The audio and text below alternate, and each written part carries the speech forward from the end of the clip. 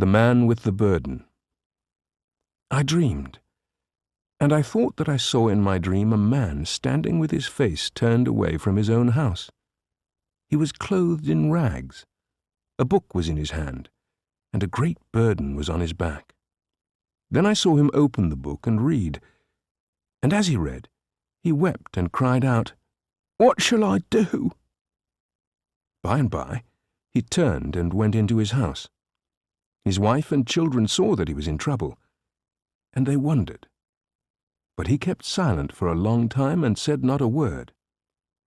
At last, when he could hold in no longer, he said, "Dear ones, do you see this great burden that is on my back?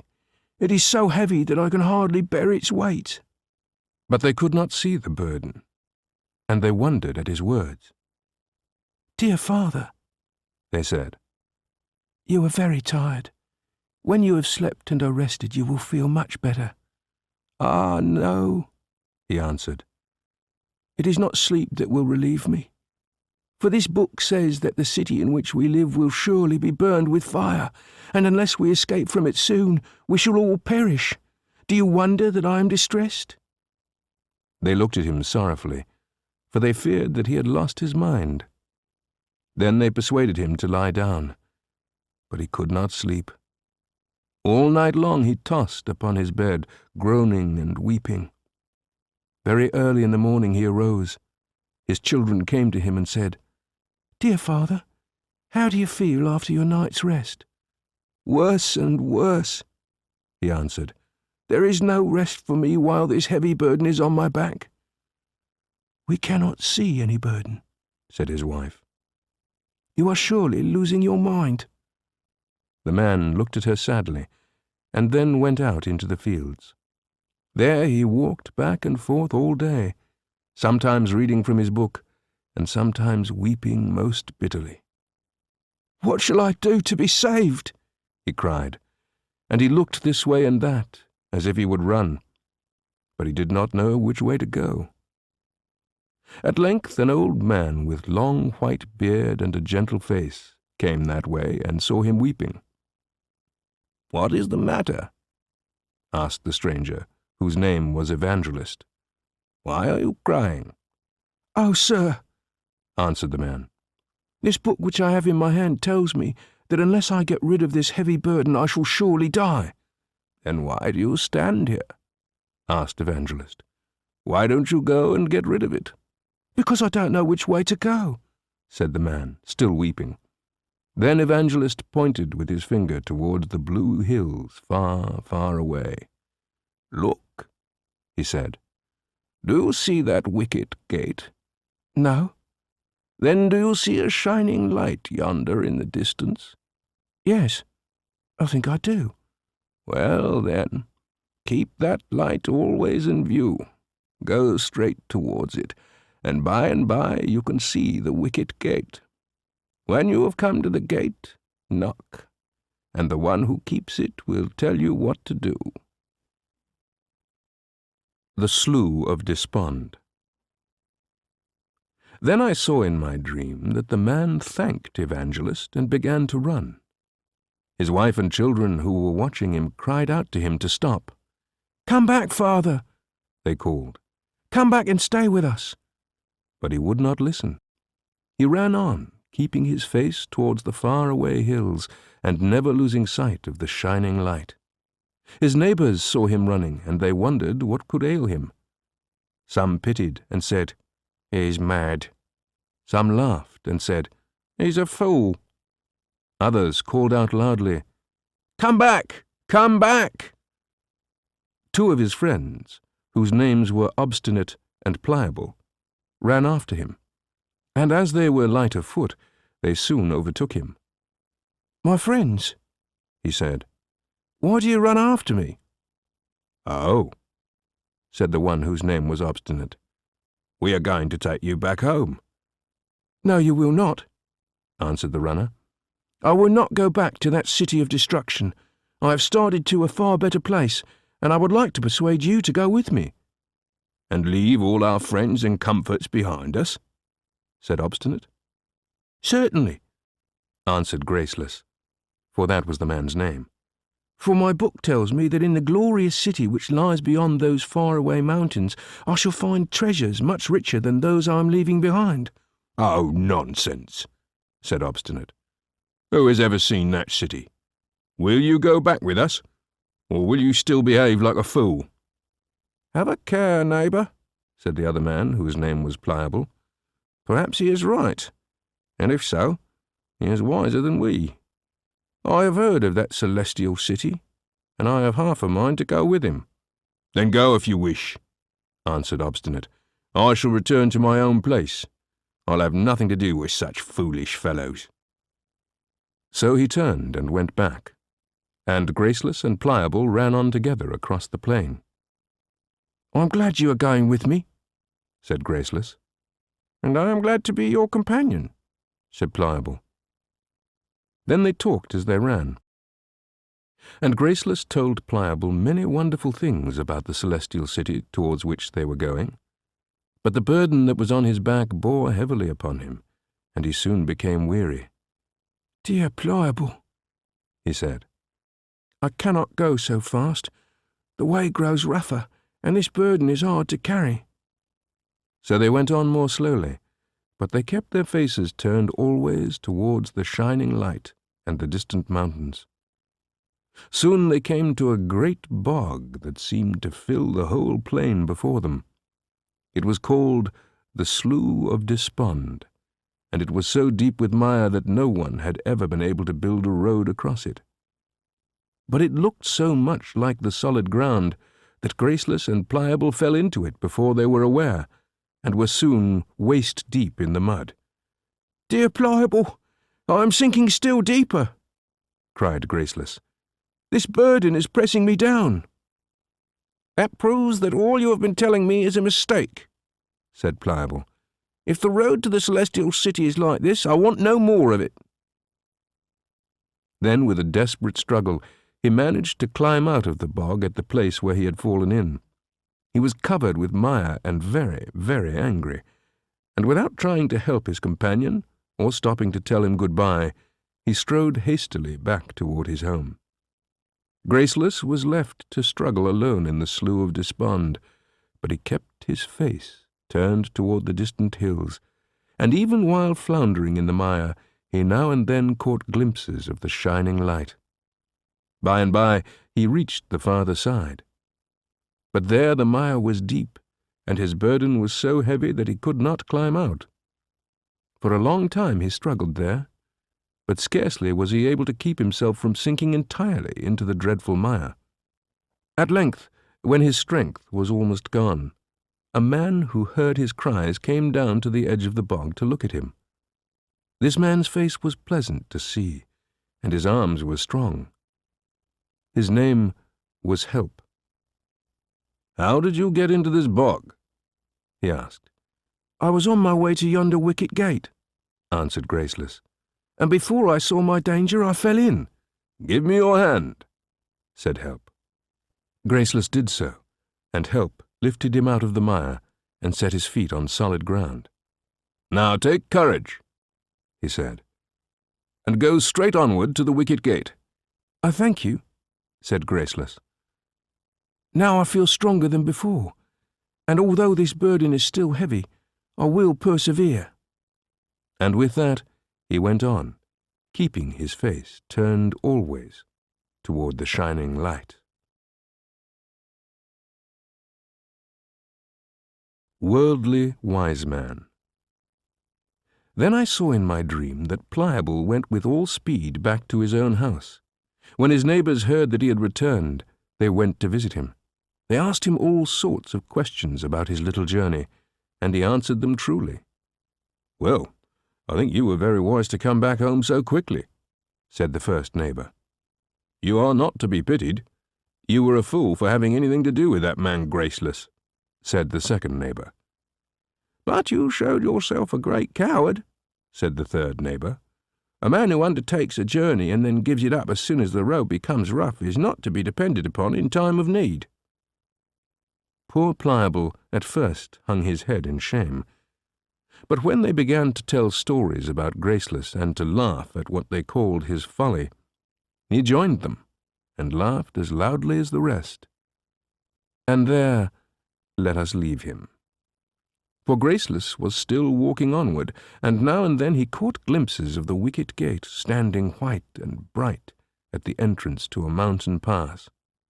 But his burden was now so heavy that his going was very slow, and at every step he groaned with weariness.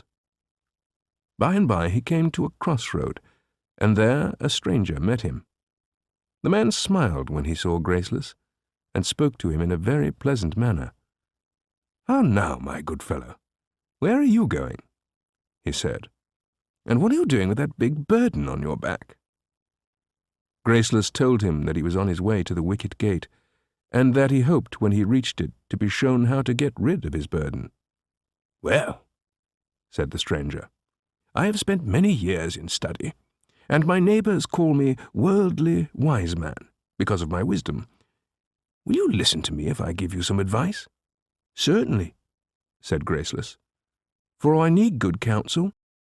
"Well, then, I advise you to get rid of that burden as soon as possible," said Wise Man. "That is just what I wish to do," answered Graceless, "but I cannot take it off myself, and there is no man in our country who can remove it. And that is why I am going to the wicket gate." "Who told you to go there?" "A good man who seemed to me very gentle and loving. His name is Evangelist." Worldly Wise Man laughed. "He is a fine fellow indeed to be giving advice to others," he said. "Why, he knows nothing at all, and yet he pretends to know everything." "Well, I felt sure that he knew how I might get rid of this burden," answered Graceless. "He showed me this road."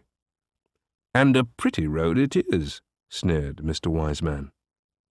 "There is not a more dangerous way in all the world.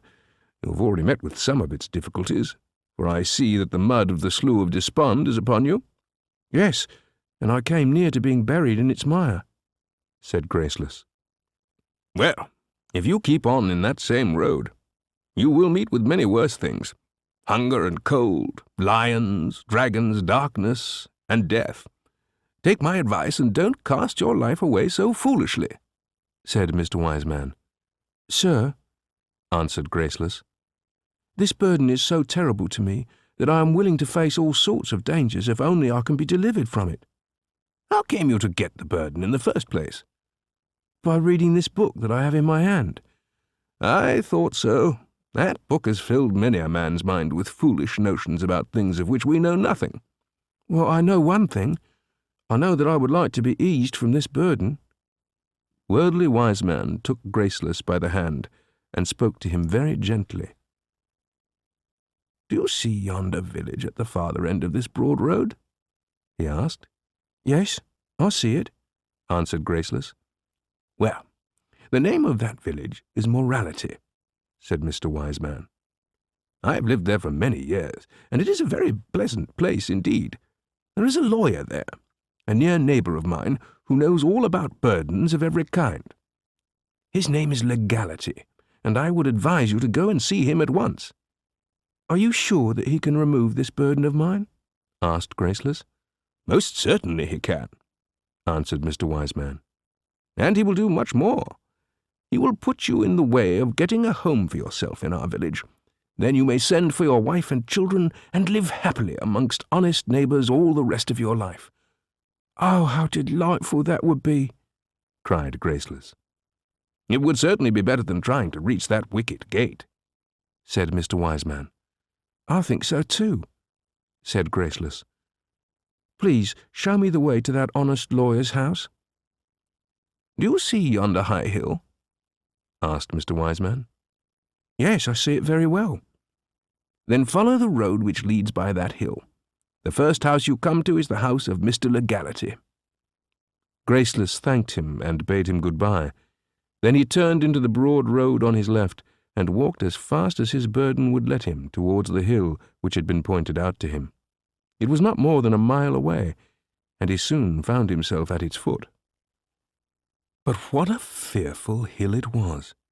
It was now a great mountain, and it seemed to hang right over the road, and Graceless feared every moment that it would topple over upon him. He stood still and trembled. There was no house in sight, no shelter of any kind. The earth shook. Flashes of fire came out of the mountain.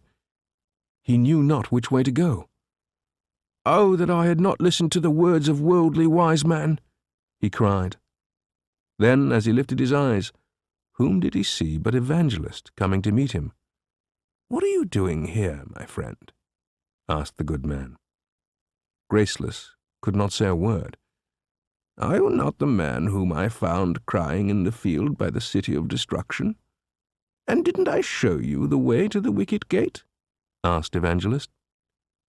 "Yes, dear sir, you showed me the way," answered the poor man. "Then how is it that I find you here?" asked Evangelist. Graceless told him how he had met Mr. Worldly Wiseman at the crossing of the roads, and how he had been persuaded to seek the house of the lawyer Legality. And when he had finished, he cried, "Woe is me now, for I am undone." But Evangelist took him by the hand and said, "This worldly wise man, who pretended to be so friendly to you, had no desire to help you. On the contrary, he wished only to turn you out of the way and send you to destruction. For that reason he advised you to go to Mr. Legality, who has no power whatever to remove your burden." "Alas, alas!" cried Graceless. "I see now my error. I ought not to have listened to that man. I ought not to have turned off from the straight way which leads toward the shining light." "Surely you did very wrong," answered Evangelist, "and you deserve to suffer for your folly." Then there was a great rumbling in the earth, as though words were coming from it. Fire flashed from the crevices in the rocks, and the mountain shook from top to bottom. Graceless expected nothing but death. But seeing the gentle face of Evangelist, he took courage. "Sir," he asked, "is there no hope? Is there no way of escape? May I not be forgiven? And may I not return and go up to the wicket gate?" Evangelist answered him very kindly. "Yes, if you are truly sorry for your error, you may again seek the true way. The man at the gate will receive you, for he has good will for all men." "Then I will go back," said Graceless. Evangelist kissed him, gave him one smile, and bade him Godspeed. And Graceless went on with haste, and spoke to no man by the way. The Wicket Gate. Then I saw in my dream that the man Graceless came by and by to the wicket gate.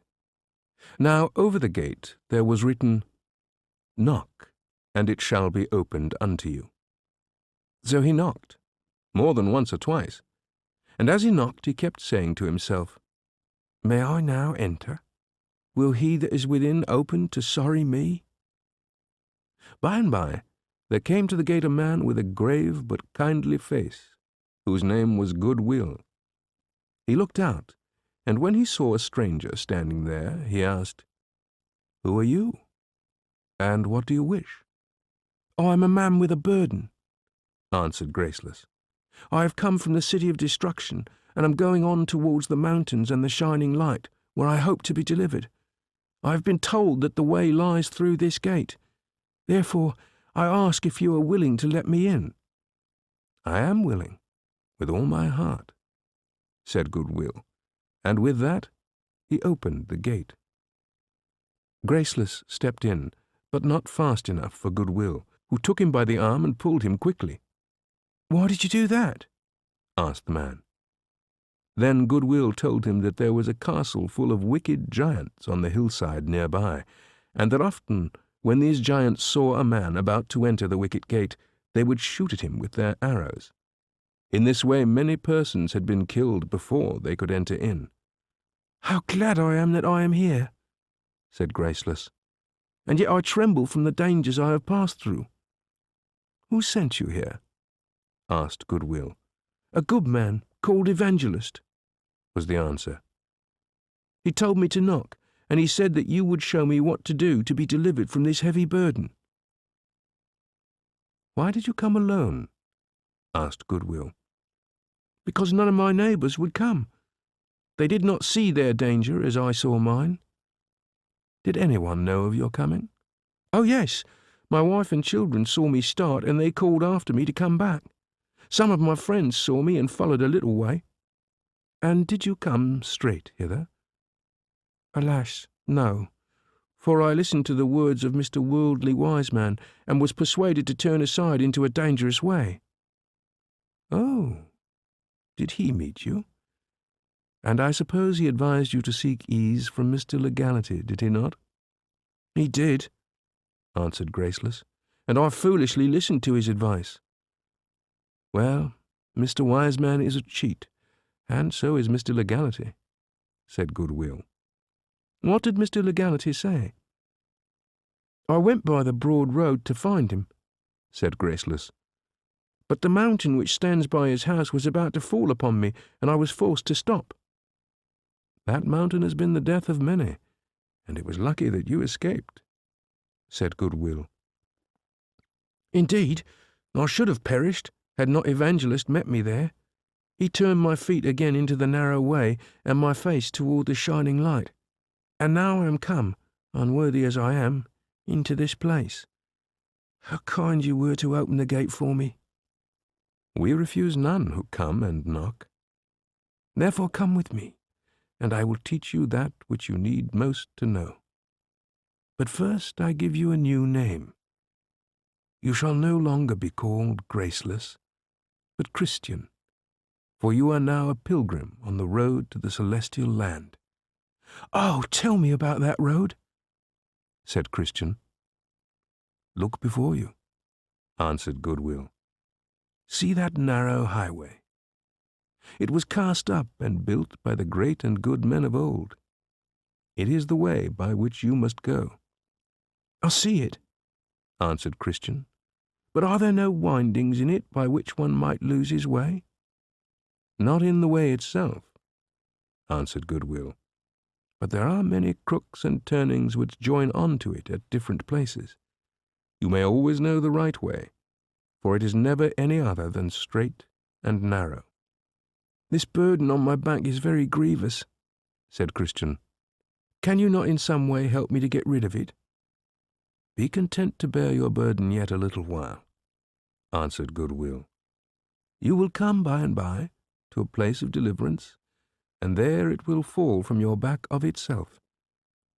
Very well, then, said Christian. I will go forward on my journey.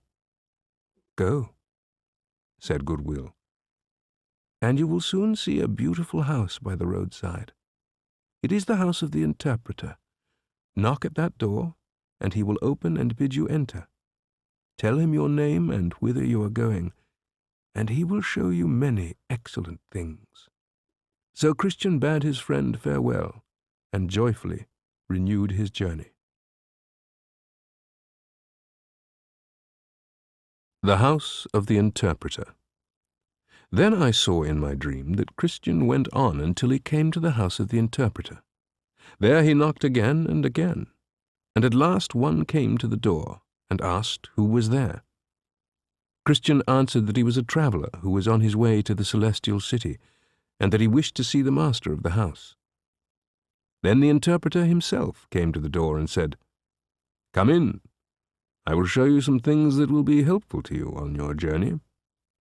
So Christian went in and stood waiting. Then the interpreter took a lighted candle and bade him follow into the next room.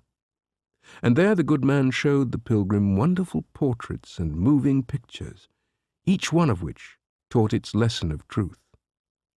In one of these pictures 2 children were shown whose names were Passion and Patience. Passion was always restless and dissatisfied, but Patience was very quiet and contented. As Christian looked at the picture, he saw a man bring a bag of gold and pour out the treasure at Passion's feet. The child was very glad, and seized the gold with his hands. He laughed at Patience and rejoiced in his treasure. But soon it melted away, and he had nothing left but rags. Christian asked the interpreter the meaning of this picture. I will tell you, he answered. As the treasure of the child passion vanished and left him nothing but rags, so shall it be with the men of this world who desire to have all their good things now. Yes, said Christian. I see that patience was wiser than passion, for he was contented to wait. You are right, answered the interpreter, for he waits for the best things, and in due time will be rewarded. Thus Christian was led from room to room, and in each he was shown some picture or other wonderful object. And the interpreter explained the meaning of everything that he saw. At last he was taken into a very dark room, where he saw a man sitting in a cage. The man seemed very sad. He sat with his eyes looking down to the ground. His hands were folded, and he sighed as though his heart would break. My friend, said Christian, who are you? I am not what I once was, answered the man. Well, then, what were you once? asked Christian. The man answered, I was once a happy man, with bright prospects in life. I had even a joyful hope of going to the celestial city. And what are you now? asked Christian. I am a man without hope, was the answer. I am shut up in the iron cage of despair. For when I might have done well, I neglected my duty and wasted my opportunities. Then said the interpreter to Christian, Let this man's misery be a warning to you, my friend. Yes, indeed, said Christian. May God help me to watch and be sober. But, sir, is it not time that I should be going? Tarry, till I show you one thing more, said the interpreter. So he took Christian by the hand and led him into a chamber, where there was a man rising quickly out of bed. The man's face was white with fear, and he trembled and shook. What is the matter? asked Christian. Why are you afraid? Oh, I have had such a terrible dream, answered the man. I thought that the heavens were black with storm clouds, and that the thunder and lightning were most fearful. Then, as the clouds parted, I saw one sitting among them, with the thousands of heaven around him, and all were clothed in garments of fire. A trumpet sounded, and a voice cried, Arise, all ye, and come to judgment. With that the rocks were rent, and the earth was opened, and all who had ever lived came forth. Some of these were very glad and looked upward, and some sought to hide themselves under the mountains. Then he that sat among the clouds opened a book, and bade all to draw near and be judged. Thereupon I sought to hide myself, but could not, for the eyes of the judge were upon me, and my conscience accused me on every side. But what was it that made you so afraid of this sight?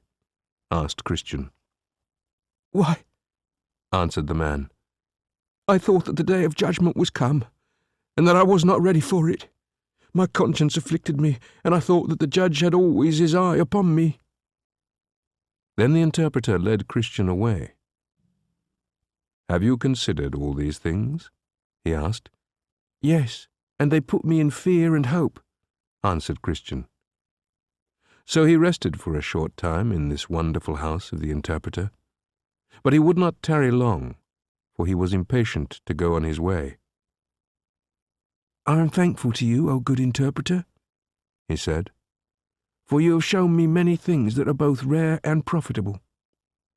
May the Comforter be always with thee, to guide thee in the way that leads to the city, said the interpreter. So Christian, with a lighter heart, renewed his journey.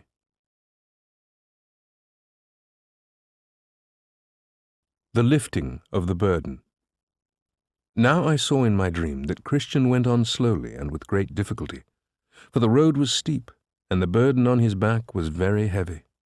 But he toiled on until he came to a hill upon which there was a cross, and at the foot of the hill there was a sepulchre. So as he climbed the hill and came up to the cross, behold, his burden fell from his shoulders and began to tumble, and it rolled downward till it came to the mouth of the sepulchre, where it fell in. and I saw it no more. Oh, how merry of heart was Christian then! He stood for a while to look and wonder, for it seemed very strange that the sight of the cross should thus ease him from his burden. And as he wondered and wept, he saw 3 shining ones, who saluted him and said, "Peace be to thee." The first said to him, "I give thee a pure heart." The second stripped him of his rags and clothed him in beautiful garments. The third set a mark on his forehead and gave him a little book with a seal upon it. "Keep this book with care," he said, "and read in it often as you journey onward. When you come to the celestial city, show it to the keeper of the gate. It shall be your passport."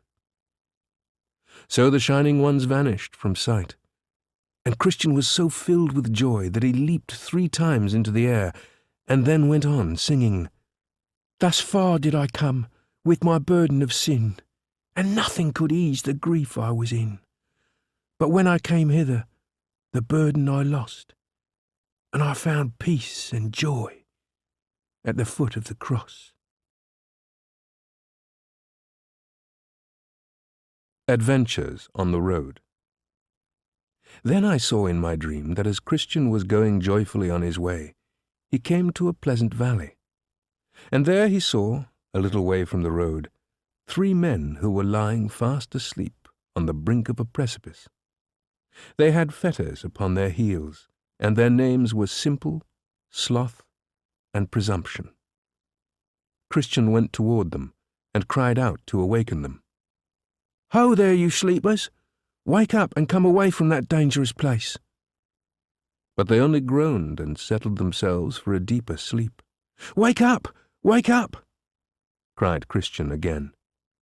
"Wake up, and I will help you off with your fetters." They opened their eyes and looked at him. "I don't see any danger," said Simple. "Let me sleep a little longer," said Sloth. "Every tub must stand upon its own bottom," said Presumption. Then all went to sleep more soundly than before, and Christian went on his way. He had not gone far when he saw 2 climbing over the wall from the field on the left-hand side of the road. As he came up, they joined him, and the 3 walked on together. "Gentlemen," said Christian, "who are you, and whither are you going?" One of them, who had a very soft voice and a goody-goody countenance, answered, "My name is Hypocrisy, and I am from the land of Vainglory." "And my name," said the other, "is Formalist. We 2 are close friends and companions, and we are on our way to the celestial city." "Why didn't you come in by the gate?" asked Christian. "The gate?" answered Hypocrisy. "What is the use of going round by the gate when one can make a short-cut across the fields and jump over the wall?" "But it is written in this book," said Christian, "that he that climbeth up some other way, the same is a thief and a robber." "Oh, you needn't call us names," answered Formalist. "It has been the practice 1,000 years for people to climb over the wall just as we have done." "Well," said Christian, "I doubt if your practice will stand the test of trial." "What of that?" asked Hypocrisy. "You are on the road to the celestial city. We are on the same road. Are we not as far along on the way as you?" "We shall see whether you are found true men at the end of the way," answered Christian.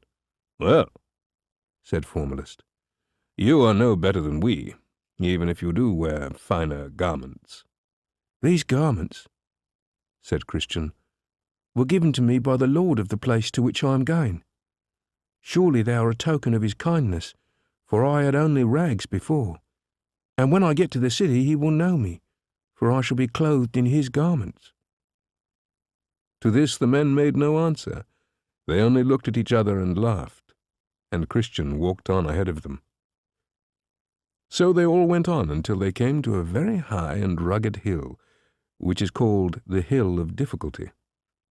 At the foot of that hill there was a spring of clear water, and here there were two other roads besides the straight and narrow one. One of these wound around the hill on the right-hand side, the other branched off on the left-hand side. But the narrow road went straight forward over the steepest part of the hill. Christian went to the spring and drank from it. Then, feeling much refreshed, he went onward, right up the difficult way. And as he went, he began to sing. The hill, though steep, I will ascend. For me the toil will not offend. Be brave, my heart, and do not fear, for the way of life leads over here. The other two men came also to the foot of the hill, but when they saw how high and steep it was, they dreaded to climb it. Then they saw the other two roads. How much easier they seemed, and they decided to follow them. All the ways will probably meet again on the other side of the hill, they said. Now the name of one of these roads was Danger, and the name of the other was Destruction. But the two men did not know that. So one of them walked briskly onward along the way of danger, and the other went as fearlessly down the road to destruction. Soon both were lost in dark forests, where there was no pathway to guide them, and they were seen no more. But Christian toiled onward and upward, until he at length reached the top of the hill. The House Beautiful. Now I saw in my dream that as Christian hastened on his way, the sun went down and the shades of evening began to fall. Christian began to feel alarmed, for the forest by the roadside was the home of wild beasts, and he knew not where to find lodging for the night. As he was grieving and wondering, he lifted up his eyes, and behold, on the hillside before him he saw a very stately building. It stood right by the roadside, and its name was the House Beautiful. Christian quickened his steps and hurried forward, for he hoped to find lodging. But while he was yet some distance from the gate, he saw two lions crouching by the roadside. He was greatly frightened, and thought that death was before him. He turned and was about to run back, when he heard a voice calling him. It was the voice of the porter, whose name was Watchful. Christian paused and listened. "Have courage, sir," cried the porter. "The lions are chained, and if you will keep in the middle of the path, they cannot touch you." Then Christian, trembling with fear, went on as the porter directed him. The lions roared dreadfully, but they did him no harm. Soon he was safe at the gateway, and the porter took him by the hand and spoke words of welcome to him. "What house is this?" asked Christian, "and may I lodge here tonight?" "It is the House Beautiful," answered the porter. "It was built by the Lord of the Hill to serve as a resting place for weary pilgrims. Come in! Come inside of the gate." Christian went through the gateway, and the porter asked him many questions. "What is your name?" "My name is now Christian, but at first it was Graceless." "Whence have you come?" "I have come from the city of destruction, and I am on my way to the celestial land." Then Watchful, the porter, rang a little bell, and a beautiful maid whose name was Discretion came out of the house to answer to the call.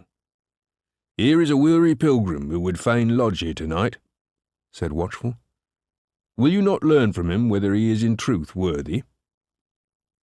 Then the maiden asked him whence he was, and whither he was going, and he told her. She asked him how he had got into the right way, and he told her. She asked him what he had seen and met on the road, and he told her. "What is thy name?" "Once it was Graceless, but now it is Christian. And I am all the more desirous to lodge here tonight, because I am told that the house was built by the Lord of the Hill as a resting place for pilgrims." Then the maiden smiled, but as she smiled, the tears stood in her eyes. "I will call some of the others of our household," she said.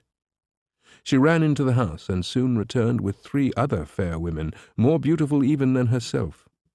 The names of these sisters were Prudence, Piety, and Charity.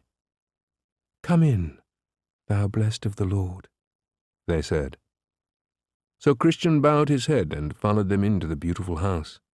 They brought him water with which to refresh himself, and when he had washed himself and brushed the dust from his clothing, they gave him a pleasant seat by the window.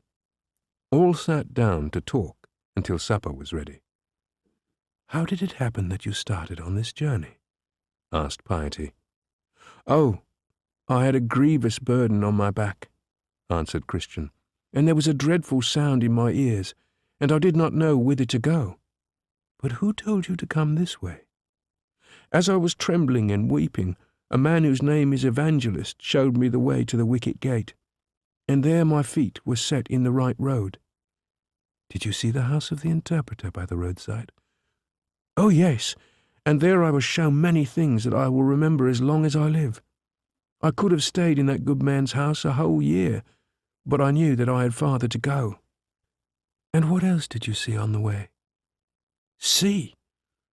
Why, as I came to the top of a weary hill, I saw a cross, and as I went near to it and fell on my knees, the heavy burden which I had borne so long tumbled from my back and rolled far away out of my sight. And as I was rejoicing, behold, 3 shining ones came to me with gifts. One of them gave me these beautiful garments which you see, for I had nothing but rags before. Another gave me this sealed roll, which is my passport to the celestial city." Then Prudence asked him, "What is it that makes you so desirous to reach the celestial city?" "Oh, there are many things," answered Christian. "I hope that when I am there I shall be free from the troubles which vex me here. They say that there is no death there, and that we may live with those whom we love best, and fear no evil. So I fain would be there and sing with those blessed ones who stand around the throne of the King." Then Charity asked him, "Have you a family?" And Christian answered, "Yes, I have a wife and 4 small children." "And why did you not bring them with you?" asked Charity. Then Christian wept bitterly and said, "How gladly I would have done so, but they would not listen to me. They wished even to hold me back and prevent me from coming." While they were yet talking, the supper was made ready, and they sat down at the table. And on the table were all sorts of healthful and nourishing food, red-cheeked apples and purple grapes, and delicious fruits from the gardens of the sun, and whatsoever would make the body strong and beautiful. The company sat at the table, and all their talk was about the Lord of the hill, of his goodness in building the house and in furnishing it with all things necessary to the happiness of those who visited it. "He is a great warrior," said Piety, "for he fought with the greatest enemy of our country and slew him." "He is a lover of the poor," said Charity, "for he stripped himself of his own glory, that he might relieve them of their sorrows." Thus they sat and talked till late at night. Then they betook themselves to rest, committing themselves to the care of their Lord. As for Christian, he was given a bed in a large upper chamber, where there was a window that opened toward the sun rising. The name of that chamber was Peace, and there he slept till the break of day. In the morning he arose early, and as he dressed, he sang for joy. After he had breakfasted with the household, he began to talk of renewing his journey. But Prudence said, "Nay, you must tarry a day with us, for we would show you some of the rarities of this place."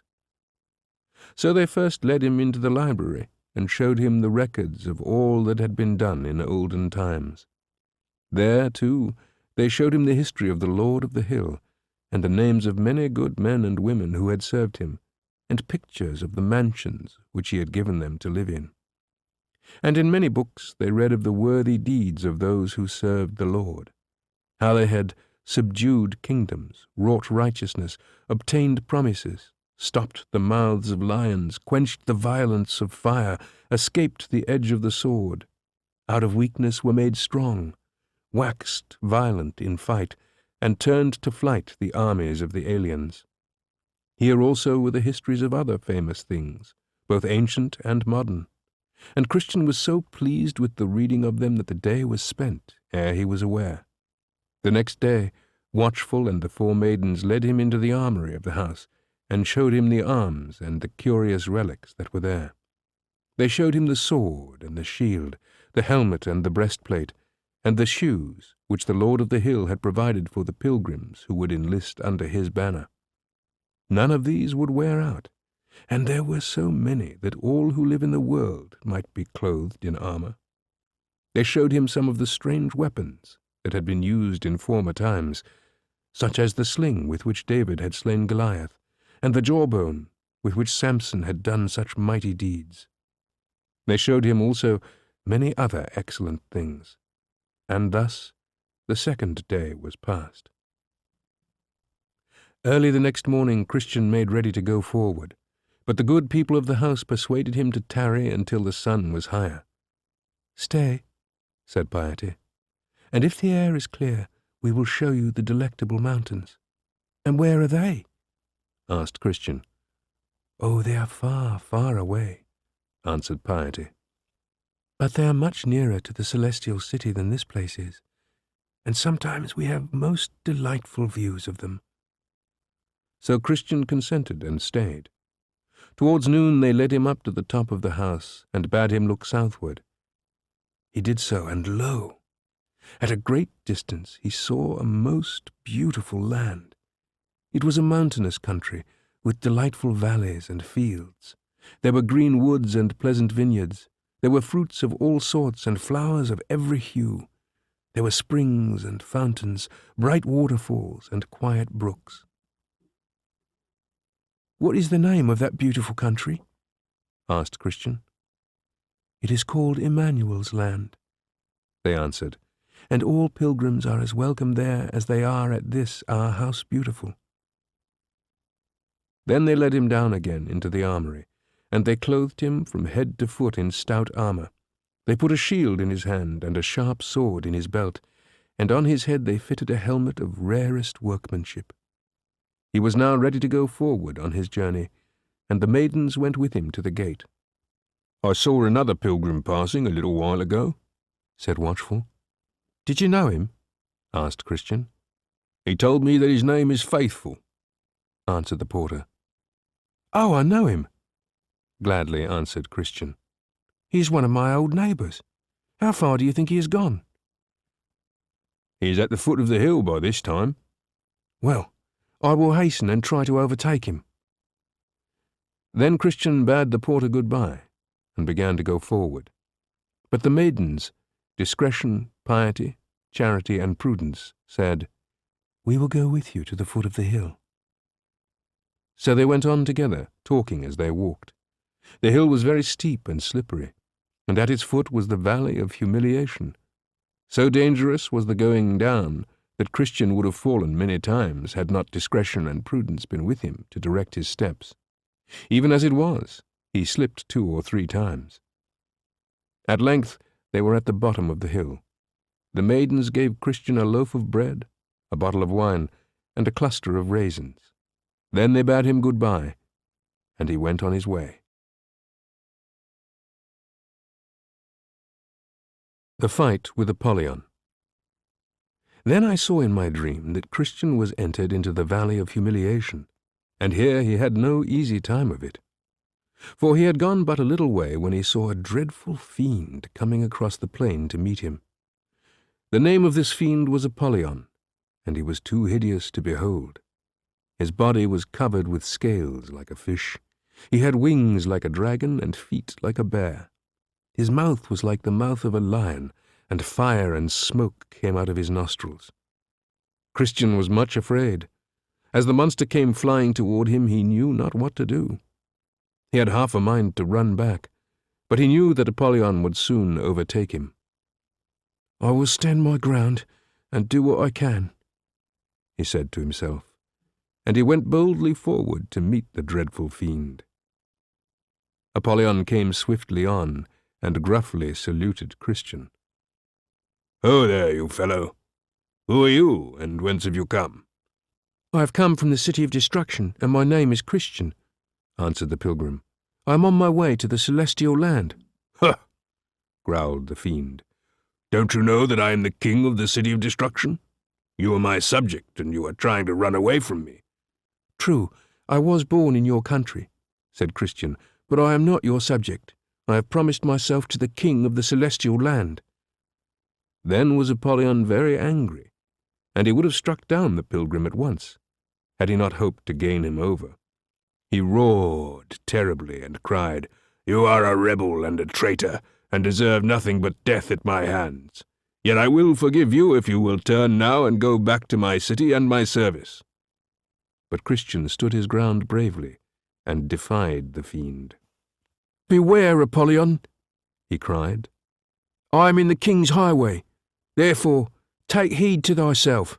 "Ha!" answered Apollyon. "What care I for the king's highway?" And with one foot on one side of the road and one on the other, he stood directly in front of the pilgrim. "Now I have you," he said, and he drew flaming darts from his breast and threw them so that they fell like hail all around Christian's head. But Christian held up his shield to protect himself, and, drawing his sword, rushed boldly upon his foe. Then there was a fight such as neither you nor I have ever seen. The giant fiend and the valiant man wrestled and strove. They struck and parried, they pressed this way and that, and neither seemed to get the better of the other. Christian was wounded in 2 or 3 places, and yet for a whole hour he stood up against his foe. At length, however, his foot slipped and he fell, and his sword flew out of his hand. "Now I have thee," shouted Apollyon. But as the fiend raised his arm to fetch the last blow, Christian quickly stretched out his hand and recovered his sword. He leaped to his feet, crying, "Rejoice not against me, O mine enemy. When I fall, I shall arise." With that, he gave the fiend a deadly thrust, which made him pause and start back. Then Christian gave him another stroke and another. Apollyon saw that he had met his match. He spread his dragon wings and flew away over the plain, and Christian saw him no more. The pilgrim looked up and smiled. "Thanks be to him that delivered me out of the mouth of the lion, and to him that did help me against Apollyon," he said. Then there came to him a hand with some of the leaves of the tree of life, and he took these and laid them upon his wounds, and he was healed immediately. And he sat down to eat bread and to drink from the bottle that was given him by the maidens of the House Beautiful. The Valley of the Shadow of Death. Now I saw in my dream that when Christian had rested and refreshed himself, he again renewed his journey, and now he carried his sword drawn in his hand. For he said, "I know not what other enemy I may meet." The way was rougher and narrower than before, and it led downward into a wild land of bogs and pits, which was called the Valley of the Shadow of Death. Near the entrance to this valley, Christian met 2 men who were running back with as much speed as they could. "Hold, men!" he cried. "What's the matter?" "Matter enough," they answered. "We have been as far in that valley as anyone dares to go. The air is as dark as pitch down there. We saw hundreds of hobgoblins and dragons and satyrs. We heard the most fearful shrieks and groans. Clouds of confusion hover in the darkness, and death spreads his wings over the valley." "All these things are dreadful," said Christian, "but I see that my way lies through this very valley." "Well," said the men, "it is not our way." And they parted. Then Christian went down into the valley, carrying his sword in his hand. The way was very narrow. On one side of it there was a very deep ditch. On the other there was a dangerous bog, which was without bottom. As Christian went forward, groping in the darkness, he was much distressed. For when he would shun the ditch on the one hand, he felt himself slipping into the bog on the other. And when he drew away from the mire of the bog, he was in danger of stumbling into the ditch. About the middle of the valley there was a yawning chasm close by the wayside, and out of this chasm came flame and smoke and hideous sounds, enough to frighten the bravest man. So here Christian put up his sword and began to pray to the Lord of the hill. "O Lord, I beseech thee, deliver my soul." Thus for a long time he went onward, and the angry waves reached their fiery tongues toward him as though they would devour him. Still he went onward, and he heard doleful sounds, the rushing of winds and the shrieking of fiends. At times he was minded to go back, but then he remembered the scenes he had passed through, and felt that the danger in front of him could be no greater than that which was behind. At length, while he was still in the midst of alarms, he thought that he heard a voice in the darkness ahead of him. He listened. It was the voice of a man, speaking up clearly in the midst of the great uproar. "Though I walk through the valley of the shadow of death, I will fear no evil, for thou art with me." Then Christian was glad, and he went on with a surer step than before. He called to him that was before, "Oh, my friend faithful, is it your voice that I hear?" But no answer came out of the gloom. Soon, however, the day broke, and the light of the sun began to dispel the darkness. Christian paused and looked back over the road he had travelled. He could see plainly the ditch and the bog with the narrow pathway between them. He could see the hobgoblins and the dragons and the satyrs, but they were far off, hiding in the shadows of the valley. He gave thanks that he had escaped all these, and then resumed his journey. The way, however, was still beset with dangers, for he was not yet out of the valley. There were so many snares, traps, pits, and pitfalls all along the way, that had it now been dark he would surely have fallen into them and been lost. But, as I have said, the sun was rising. The man talkative. Now I saw in my dream that Christian had come safely out of the dark valley, and was singing on his way. And as he came to the brow of a hill, whom should he see before him but his old friend Faithful? "Ho! Ho! So ho!" he cried. "Wait, and I will be your companion." Faithful looked behind him, but walked on. "Wait till I come up with you," again called Christian. But Faithful answered, "I must not tarry, for my errand is pressing." Then Christian ran with what speed he could, and not only overtook Faithful, but passed by him. Then he looked back and laughed. "You wouldn't wait, so I'm ahead of you." But as he was speaking, he stumbled and fell, and being worn with his journey, he could not rise again, till Faithful came to help him. Then the two went on very lovingly together, talking of things that had happened to them on their pilgrimage. Each told the other of all that he had seen, and of the dangers he had escaped, and both were much comforted and strengthened. They had walked thus a long way, when, chancing to look up, they saw a stranger near them who was going in the same direction. "Whither away, friend?" asked Faithful. "Are you going to the celestial land?" "That is the very place to which I am going," answered the stranger. "I am glad," said Faithful, "and we shall be pleased to have your company." "Nothing would please me better," said the stranger. "I hope that we shall have much pleasant talk together." "Come on, then, and let us spend our time discoursing about things that are interesting and profitable," said Faithful. "With all my heart," answered the stranger, "for I am very fond of talking." So he came up and walked between the two pilgrims, and as he walked he talked. "How pleasant it is to talk," he said. "How delightful to talk of the history and mystery of things. A man may learn many things by talking and listening to talk. Let us talk of things heavenly, or things earthly, of things past or of things to come, of things foreign or of things at home. We shall find all such discourse profitable." And so he went on, chattering about this thing and that, but saying nothing that could improve the mind or touch the heart. He talked and talked and talked, and his words rippled from his mouth so pleasantly that even Faithful was inclined to think that there was some meaning to his speech. But Christian kept silent, and gradually fell a little way behind the others. He was busy with his own thoughts, and the empty words of the stranger were unpleasant to him. By and by, as the stranger was delivering a long speech and listening to himself with great delight, Faithful loitered a little until Christian had overtaken him. "What a fine companion we have," he whispered. "He will make a good pilgrim." Christian smiled. "He certainly has a fair tongue," he said. "Do you know him?" asked Faithful. "Know him? Yes, better than he knows himself." "Tell me then, who is he?"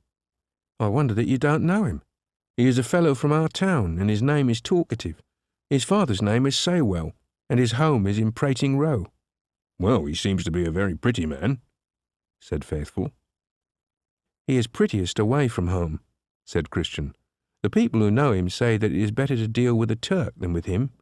He is ugly to his family, ugly to his servants, ugly to all goodness at home. But he is always ready to talk, and he talks to please the company he is in." "Since you know him so well," said Faithful, "I am led to believe that he is a great sayer, but no doer. I am already sick of his prattle and his company. But how shall we get rid of him?" "Only ask him some question touching his own life and morals, and see whether he won't become sick of your company," answered Christian. So Faithful quickened his steps and soon caught up with Talkative. "Come, what cheer? How are you now?" he asked. "Very well, I thank you," said Talkative. "I thought we should have had a great deal of talk by this time." "We will have it now," said Faithful. And so by skilful questions he led the talkative man to say a great many things concerning the duties of life and the right way of living. Then he asked him plainly, "Do you yourself live in this way? And do you do those things which you say all good and true men ought to do?" Talkative hung his head, and was slow to answer. Then he said, "I see that you are ready to find fault with every man that you meet. I do not care to talk with such people, and so I will bid you good-bye." And with that he leaped over the wall and walked away by himself across the field. And Christian and Faithful went on together, talking of the place to which they were bound, and rejoicing in the hope which filled their hearts. End of Disc 1. The Pilgrim's Progress, Disc 2. Vanity Fair. Then I saw in my dream that, as Christian and Faithful journeyed onward, they came by and by to a large and famous town. The name of that town was Vanity, and a fair was held there all the year round. The road to the celestial city was through the midst of the town and the great fair, and so the two pilgrims must needs go that way. As they walked they saw the places, rows, and streets where all sorts of things were bought and sold. One street was called the English Row, another the French Row, another the Italian Row, another the German Row. Every country in the world had its own place, where its own peculiar kinds of goods were sold. And as the pilgrims went quietly along, intent upon their own duty, they were beset by numbers of hawkers and barkers, urging them to buy of their goods. "What will you buy? What will you buy?" they cried, and they offered all sorts of vanities and follies. The people who visited this fair, and who spent most of their time there, were dressed in rich and gaudy apparel, and they seemed to have nothing to do but to eat, drink, and be merry. They moved hither and thither from one street or row to another, laughing at this thing and that, and seeking always for something new. And here at all times were seen cheats, fools, apes, knaves, and rogues of every kind. And here also were thieves, liars, and all sorts of wicked men. "What will you buy? What will you buy?" cried the hawkers and barkers, and a crowd of idlers soon gathered around the pilgrims to see what they would do. Then Faithful, turning and looking at them gravely, answered, "We buy the truth." At that answer there was a great commotion in the street. Some laughed, some mocked, and some picked up stones to throw at the pilgrims. At length the whole fair was in a hubbub, and Christian and Faithful were so hemmed in by the multitude that they could go neither forward nor backward. Then some officers of the town took them in charge and led them to the hall of the chief magistrate, where they were accused of having made an unlawful disturbance in the fair. "You seem to be strangers in this place," said the chief magistrate sternly. "Where do you come from, and what is your business?" "We are pilgrims," answered Christian, and we are on our way to our own country, which is the celestial land." "What do you mean by coming thus to our fair and trying to overturn it by your disorder?" asked the magistrate.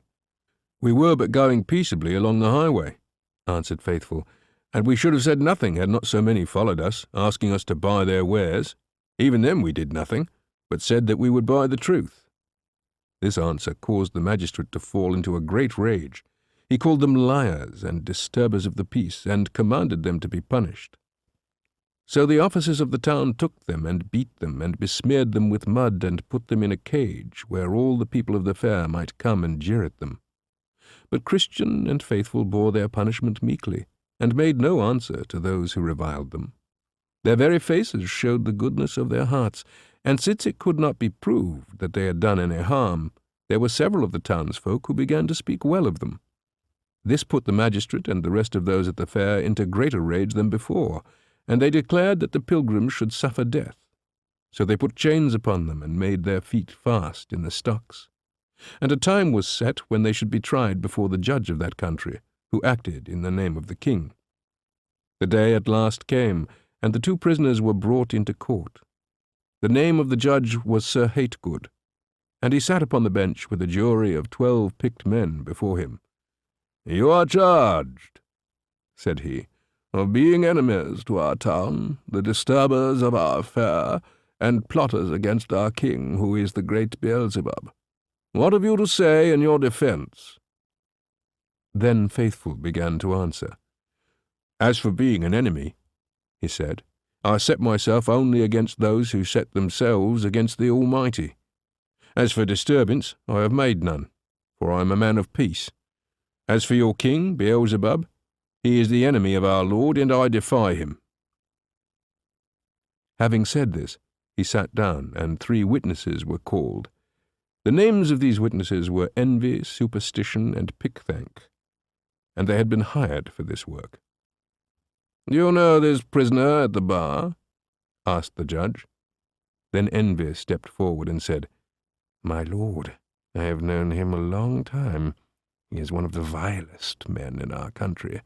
He has no regard for our king, our laws, or our customs. I have heard him say that all ought to be overthrown." "What else have you to say?" asked the judge. "Oh, I might say 1,000 things about his vileness and his treason, but I will not weary the court. Perhaps I will say more after the other witnesses have spoken." Then they called Superstition and bade him look at the prisoner. "Do you know this man?" asked the judge.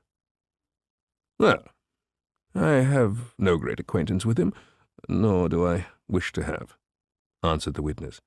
"But I know him to be a very pestilent fellow, and I have heard him speak ill of our king and our religion."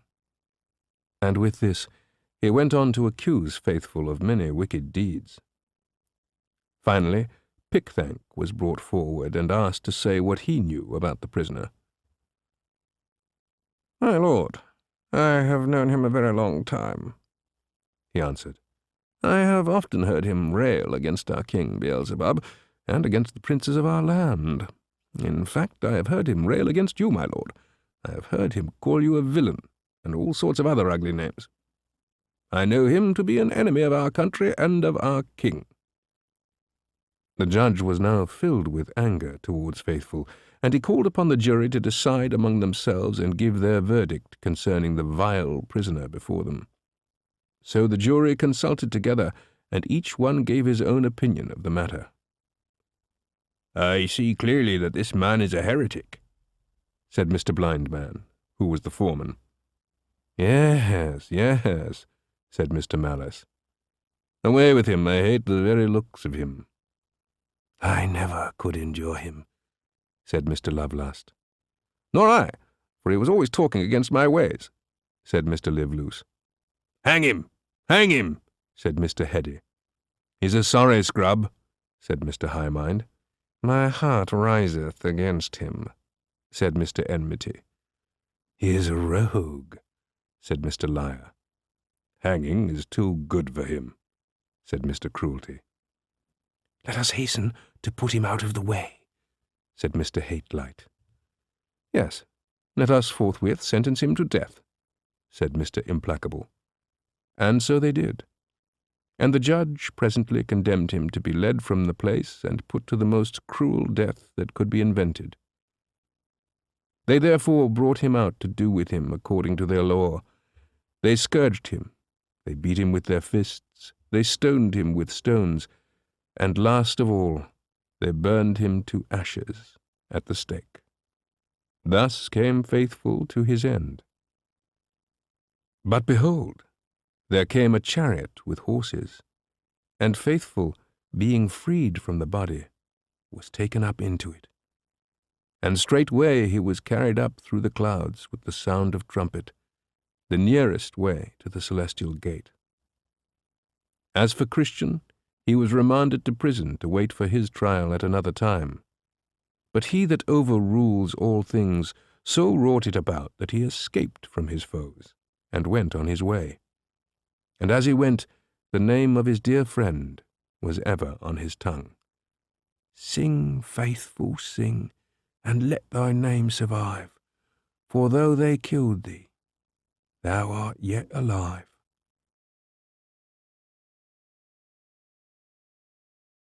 The fate of Mr. By-Ends. Now I saw in my dream that Christian was not alone as he left the town of Vanity, for he had as companion one who had been a citizen of that town and whose name was now Hopeful. I will go with you, said this man, Hopeful, because I have seen how gently and patiently and bravely you bore your sufferings at the fair. And there are many others who witnessed the glorious death of Faithful, and will follow after us. Now they had not gone very far on their way when they overtook one who was going before them. This person was very smartly dressed. He walked with his head thrown back, and he had ever a proud smile upon his face.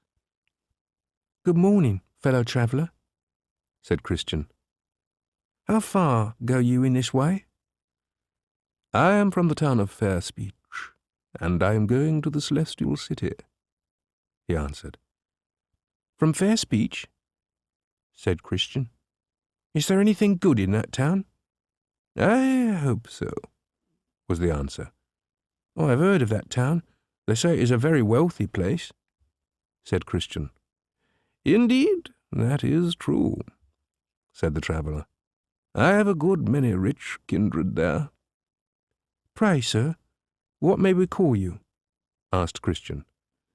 I am a stranger to you, and you to me, was the answer. If you are going this way, I shall be glad to go with you. I will say to you that I belong to a very respectable family. True, my great-grandfather was only a ferryman, rowing one way and looking the other, but I have become a gentleman of the first quality. Then Christian stepped a little aside to his fellow Hopeful and said, This man will not tell me his name, but I'm quite sure that he is the noted Mr. By-Ends of Fair Speech. Ask him, said Hopeful. He will surely not be ashamed of his name. So Christian came up with him again and said, I think I have a good guess at you. Isn't your name Mr. By-Ends? That is not my real name, answered the man. But some people who don't like me have given it to me as a nickname. Did you ever do anything to deserve such a name? Never, never. The worst I ever did was to happen always to be on the same side as the company I am with. I never go against the wind or tide. I like to go to church when I can wear my silver slippers. So why should men call me By-Ends? Well, if you go with us, you must go against wind and tide, said Christian. Indeed, answered By-Ends. If you don't wish my company, I can get along very well by myself. And with that he dropped behind, and Christian and Hopeful went onward with quickened steps. Soon the road became broader and easier, and presently they saw spread out before them a beautiful plain called Ease. The way was now so pleasant that the pilgrims sang for joy. The plain was very level, and they were soon across it.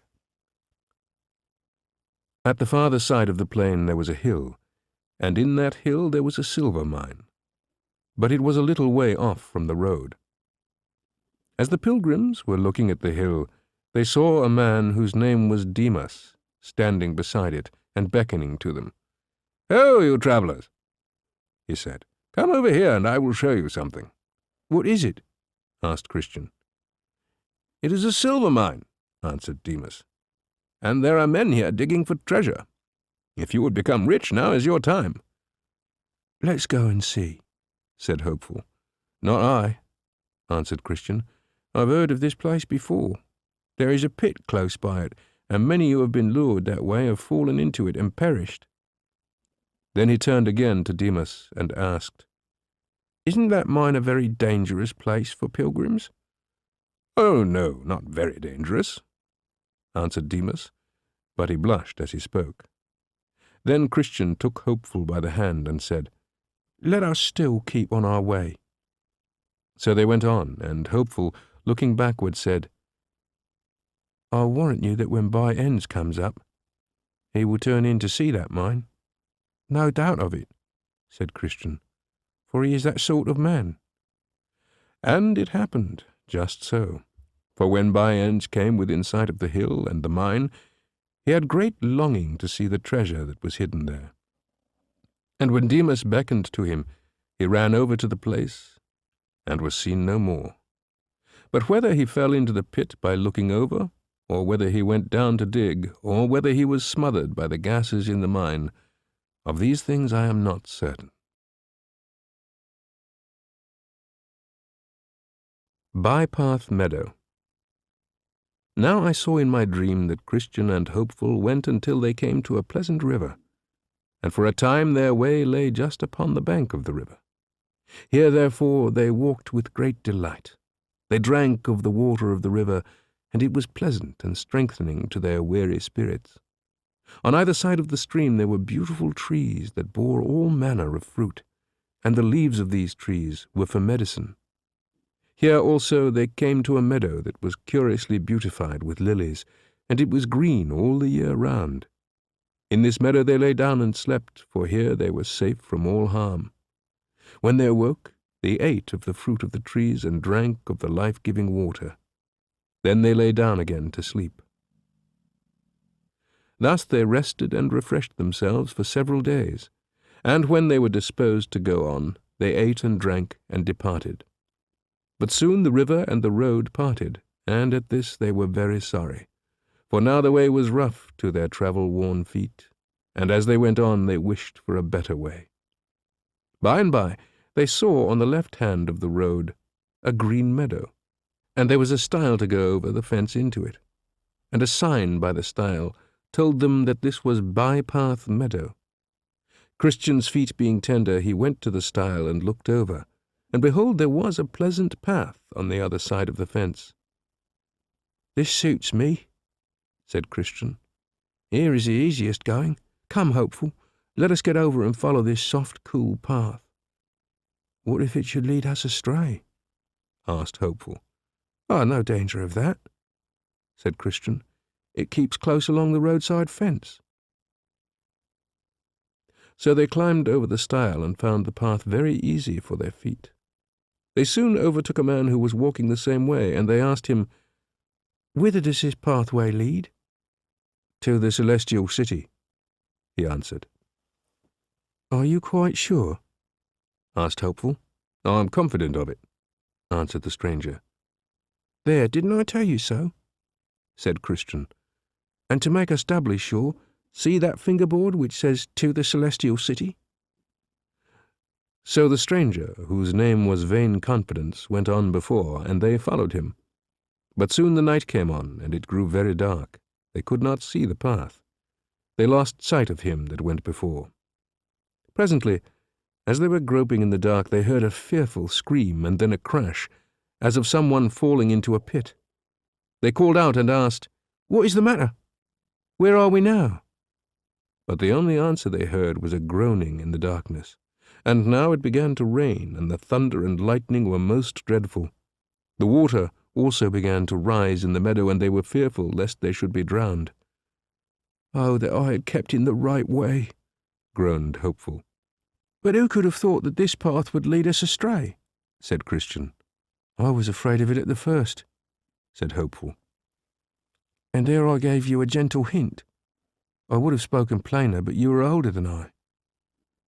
"Well, good brother," said Christian, "I am truly sorry that I have led you out of the way. Pray forgive me, I did not intend wrong."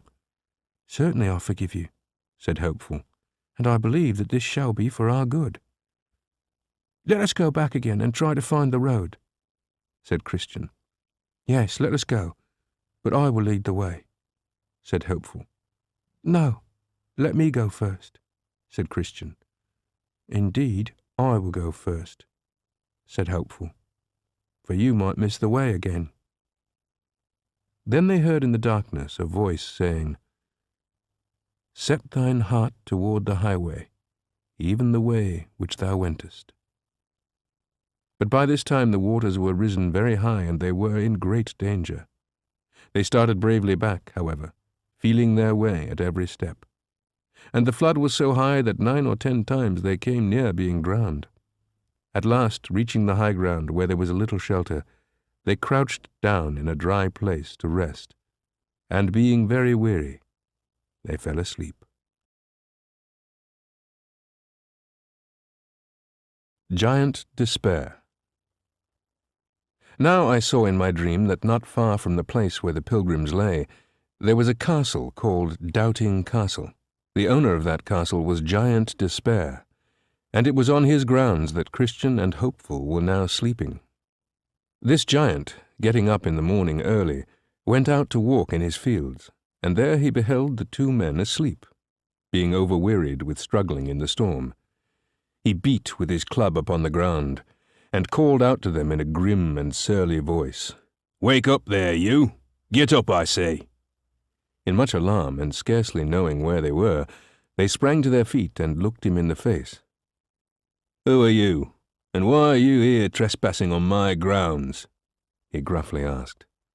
They told him that they were pilgrims, and that they had lost their way. "Well," said the giant, "you've trespassed upon my grounds. You've trampled upon and broken my shrubbery, and therefore you must go with me to my castle." Then, with his great club in his hand, he drove them before him up to the great door of his castle, and he put them into a very dark and loathsome dungeon, where the light of the sun was never seen.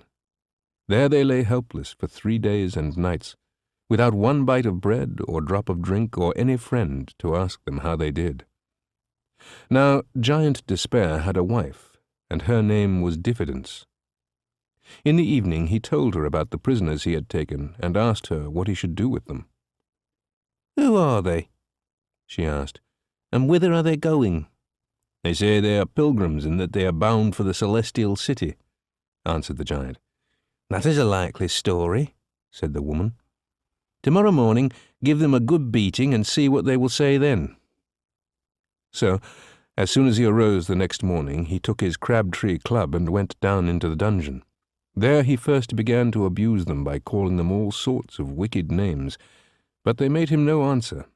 Then he fell upon them with his club and beat them most savagely until they fell upon the floor and were not able to help themselves in the least. Having done this, he left them alone in the darkness to moan and groan in their deep distress. And there they lay all that day, expecting only to die. In the evening the giant's wife asked him what he had done with his prisoners. He told her that he had beaten them without mercy, but that they were still alive and groaning on the floor of the dungeon. "Why don't you kill them at once?" she asked. "Truly, that is what I should like to do," answered Giant Despair, "but I don't dare put myself in danger of the law." "Well then, if I were you," said the woman, "I would give them some knives and tell them to kill themselves." The giant was pleased with this advice, and early the next morning he went down into the dungeon again. He spoke to them in the same surly manner as before, and told them that they need never expect to get out of that place alive. "You had better make way with yourselves, and so end your misery," he said, and with that he placed sharp knives and a bottle of poison on the floor beside them. But Christian answered him meekly, "We are sorry that we trespassed upon your grounds, and indeed we should not have done so but for the darkness. If you will kindly allow us to depart, we promise never to trouble you again." This pleasant speech put the giant into a terrible rage. He rushed upon the helpless men and would have killed them with his club. But as he was going to strike, he fell into a fit and lost the use of his hand. For in sunshiny weather he often had such fits. When by and by he came to himself, he arose and left the dungeon quietly. And the pilgrims sat on the floor and asked each other what they should do. "Here we shall indeed perish," said Christian, "for there is no one to help us." "Do you remember how brave you were in other places?" asked Hopeful. "Think how you fought with Apollyon. Think how you faced the terrors of the Valley of the Shadow of Death. Think how you played the man at Vanity Fair and feared neither chain nor cage nor bloody death. So, let us bear up with what patience we can." The next morning the giant went down into the dungeon again. There he found his two prisoners not only alive, but somewhat stronger than before, and the sight of them roused his anger again. "What? Still alive?" he said gruffly. Then he opened a little window in the wall of the dungeon and showed them the yard of the castle. It was strewn with white bones and skulls, and was indeed a dreadful place to look into. "Do you see those bones?" said Giant Despair. "They are the bones of men who were once pilgrims as you are. They trespassed upon my grounds, and I tore them to pieces, just as I shall tear you when I am ready." Then he gave them another beating and left them in a worse state than before. "It is strange how much they can endure," he said to his wife. "You would think that with all the beatings I have given them, and with all my advice, they would have come to an end before now." "I am afraid that they are expecting someone to come and help them," answered the woman. "Or perhaps they have picklocks in their pockets and hope to open the doors with them and escape." "Well, I never thought of that," said the giant. "Tomorrow morning I will search them." Now, a little before day, Christian sprang up quickly and cried out, "What a fool I am! Here I am lying in this dungeon when I might as well be walking at liberty. I have a key here in my bosom. It is called Promise, and I'm quite sure it will open any lock in Doubting Castle." "That's good news, brother," said Hopeful. "Try it, and let us see what it will do." Christian took the key from his bosom and began to try at the dungeon door. Quickly the bolts moved back and the door opened. Then Christian and Hopeful both went out, and when they had come to the outer door of the castle, they unlocked that also. They crossed the courtyard softly and came to the great iron gate. Christian fitted the key into the lock, but it took all his strength to turn it. At length they pushed the gate open, but it made such a creaking on its hinges that Giant Despair heard it and came rushing out in pursuit of his prisoners. But when he had nearly overtaken them, he fell into another fit, and they escaped him. So they went on until they came to the stile, and having climbed it, they were again in the king's highway, and so were safe once more. "I hope no other pilgrims will ever fall into the hands of that giant," said Hopeful. "But they may do so," answered Christian. "The stile is very easy to climb, and the grounds by the castle are very inviting." "Let us put up a sign to warn those who may come after us," said Hopeful. So they set up a pillar close by the stile, and upon one side of the pillar they wrote these words: "Over this stile is the way to Doubting Castle, which is kept by Giant Despair, who despises the king of the celestial country and seeks to destroy his holy pilgrims." Having put up this warning, they went again upon their way, and as they went, they sang: "We wandered from the king's highway to seek an easier road, but wandering thus we came unto a giant's grim abode. O pilgrims who may follow us, we bid you walk with care, lest you like us do fall into the power of Giant Despair." The Delectable Mountains. Now I saw in my dream that the pilgrims came at length to the Delectable Mountains. These are the mountains which belong to the Lord of the celestial land, and which Christian had seen afar off, when at the House Beautiful. Very joyfully did the two weary ones go up into these mountains, and there they beheld the gardens and the orchards and the vineyards and fountains of water. There also they drank and washed themselves, and they ate freely of the grapes of the vineyard. Now there were on the tops of these mountains shepherds feeding their flocks, and they stood by the side of the highway. The pilgrims, therefore, as they came up, were fain to speak with them. So they stopped and rested, each leaning upon his staff, as weary pilgrims do when talking with any on the road. "Whose delectable mountains are these?" asked Christian. The eldest of the shepherds answered, "They belong to Emmanuel, the Lord of the celestial land, and they are within sight of his city. These sheep are also his, and he loves them." "Is this the way to the celestial city?" asked Hopeful. "The way you are in is the right way," answered the shepherd. "How far is it thither?" "It is too far for any but those who will surely get there." "Is the way safe or dangerous?" "It is safe for those who deserve to be safe, but dangerous to the unworthy." Then the shepherds, whose names were Knowledge, Experience, Watchful, and Sincere, took them by the hand and welcomed them to the delectable mountains. They led them to their tent and gave them food and drink. "Now stay with us a while, and let us become acquainted," they said. So the pilgrims tarried with them and slept in their tent that night, for they were very weary. In the morning the shepherds called Christian and Hopeful, and asked them to walk out a little way upon the mountains. So they walked a while and saw many wonderful views. They saw in the distance a dreadful hill called Error. The sides of it were very steep, and the shepherds said that many a man had tried to climb to its top and had perished. Then the shepherds led them to the summit of a hill called Caution, and there they saw a path which led straight down to Doubting Castle and the grounds of Giant Despair. At last they led them to a very high hill called Clear. "From this spot we will show you the gates of the celestial city," they said. Now the eldest of the shepherds, whose name was Knowledge, had a wonderful spyglass in which things that are far away appear as very close at hand. He put this spyglass into Christian's hands and bade him look through it, if indeed he had the skill to do so. Christian put it to his eye and looked, and after him Hopeful did likewise. But their hearts were so moved by what they had already been told that their hands shook, and they could not look steadily through the glass.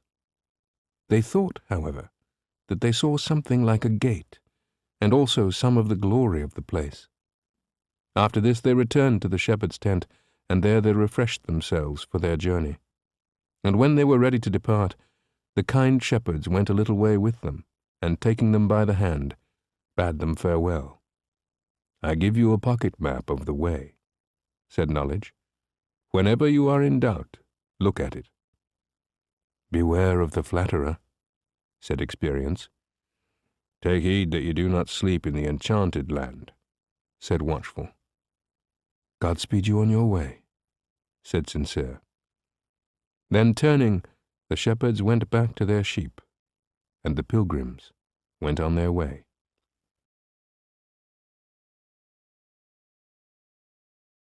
The Flatterer. Now I saw in my dream that the two pilgrims went down the mountain along the king's highway. Near the foot of the mountain they saw a crooked little lane which opened into the highway, and as they were wondering whither it led, they saw a fingerboard at the side of it on which was written, "This way lieth the land of conceit." While they were reading the sign, a very brisk young man came down the lane into the highway. "Good morning, strangers," said he. "Whither are you going?" "We are on our way to the celestial city," answered Christian. "Who are you, and whither are you bound?" "People call me Ignorance," answered the young man, "though I don't know why I should have that name. I have come out of the land of conceit, and I, too, am going to the celestial city." "Do you think you will get into the city?" asked Christian. "Well, I don't know," answered Ignorance. "Other good people get in, and I think I can do so." "Why didn't you come into the highway through the wicket gate?" asked Hopeful. "The wicket gate is a long way from our country." answered the young man. "And indeed, what is the use of a wicket gate when one can come in by way of a pleasant green lane like this?" Then the pilgrims walked onward, and ignorance followed them a long way, calling to them now and then to ask a question. They went on till they came to a place where another road joined itself to the king's highway. It seemed as straight and as well built as the highway itself, and they were not sure which was the right road and which was the wrong. As they stood, uncertain which way to go, a man of dark skin but wearing a snow-white robe came up with them. "Well, my worthy friends," said he, "whither are you journeying?" "We are journeying to the celestial city," answered Christian. "But these two roads are so nearly alike that we know not which to take." "I am going thither," said the man, "and I know the way very well. If you will follow me, I will be your guide." So they followed him, but he led them by a way which after a while began to turn a little and a little away from the city. It kept turning until in time their faces looked away from the celestial land. Yet they kept on following him. "You are very wise men," said the stranger, "and there is no one who can walk with surer steps than you." But after a time they found themselves caught in a net. The net was so tangled about them that they could not get out. Then the white robe fell off the dark man's back, and they saw where they were. They lay struggling and helpless for some time. "Now," said Christian, "I see my error. We have been following the flatterer. For is it not written that he that flattereth his neighbour spreadeth a net for his feet?" "Didn't the shepherds warn us against this fellow?" said Hopeful. "And didn't they give us a pocket map of the way?" Thus they lay, bewailing and blaming themselves in the net. After a long time they looked up and saw a shining one coming towards them with a whip of cords in his hand. He came up and asked them who they were and how they came to be there. "We are pilgrims to the celestial city," answered Christian, "but we were led out of our way by a dark man clothed in white. He told us to follow him, for he knew the way." "The dark man was flatterer in the garb of an angel of light," said the shining one, and he cut the net to pieces and set the men free. "Now follow me," said he, "and I will set you in your way again." So he led them back to the king's highway. Then he asked them sharply, "Did you not stay a little while with the shepherds on the Delectable Mountains?" They answered, "We did." "And did not one of the shepherds give you a pocket map on which was shown every part of the king's highway?" "He did," answered Christian. "Did you, when you were uncertain, look at this map and read the directions that are printed upon it?" "Alas, no," they both answered. "Why?" "We forgot about it." "Did the shepherds warn you against any person?" "Yes, against the flatterer, but this man talked so pleasantly that we did not imagine it was he." Then the Shining One bade them lie down upon the ground, and he whipped them sorely with his whip of cords. "As many as I love, I rebuke and chasten," he said. Then he raised them up and bade them go on their way, and they thanked him for his kindness, and went softly along the right road, rejoicing that their faces were once more set towards the celestial land.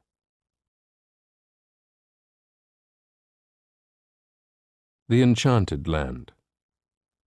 Then I saw in my dream that they went till they came into a certain country where the air was such as to make them feel very drowsy. The soft breezes, which scarcely stirred the leaves, were laden with sweet perfumes, and the mossy banks in the shade of the trees invited to rest. Then Hopeful began to be very dull and heavy of sleep, and he said to Christian, "I can scarcely hold my eyes open, I'm so drowsy. Let us lie down here and take a short nap." But Christian answered, "Let us do no such thing, lest sleeping we never wake again." "Why so, my brother?" said Hopeful. "Sleep is sweet to the weary traveller and to the labouring man. A little nap might greatly refresh us." "Listen to me, Hopeful," said Christian. "Do you not remember that one of the shepherds warned us to beware of falling asleep in the enchanted land? Therefore let us keep awake and watch, lest evil befall us." "You are right, brother," said Hopeful. "If I had been alone here, I should have given up to sleep, and perhaps I should have been in danger of death. The wise man was right when he said 2 are better than 1. Well," said Christian, "let us by all means keep awake, and to drive away this drowsiness, let us talk with each other about our journey and the place whither we are bound." "With all my heart," said Hopeful. So they walked on, and as they walked they talked. But the air was heavy, and there was ever a sound of sweet music in their ears, which, if they had listened to, would have lulled them to sleep.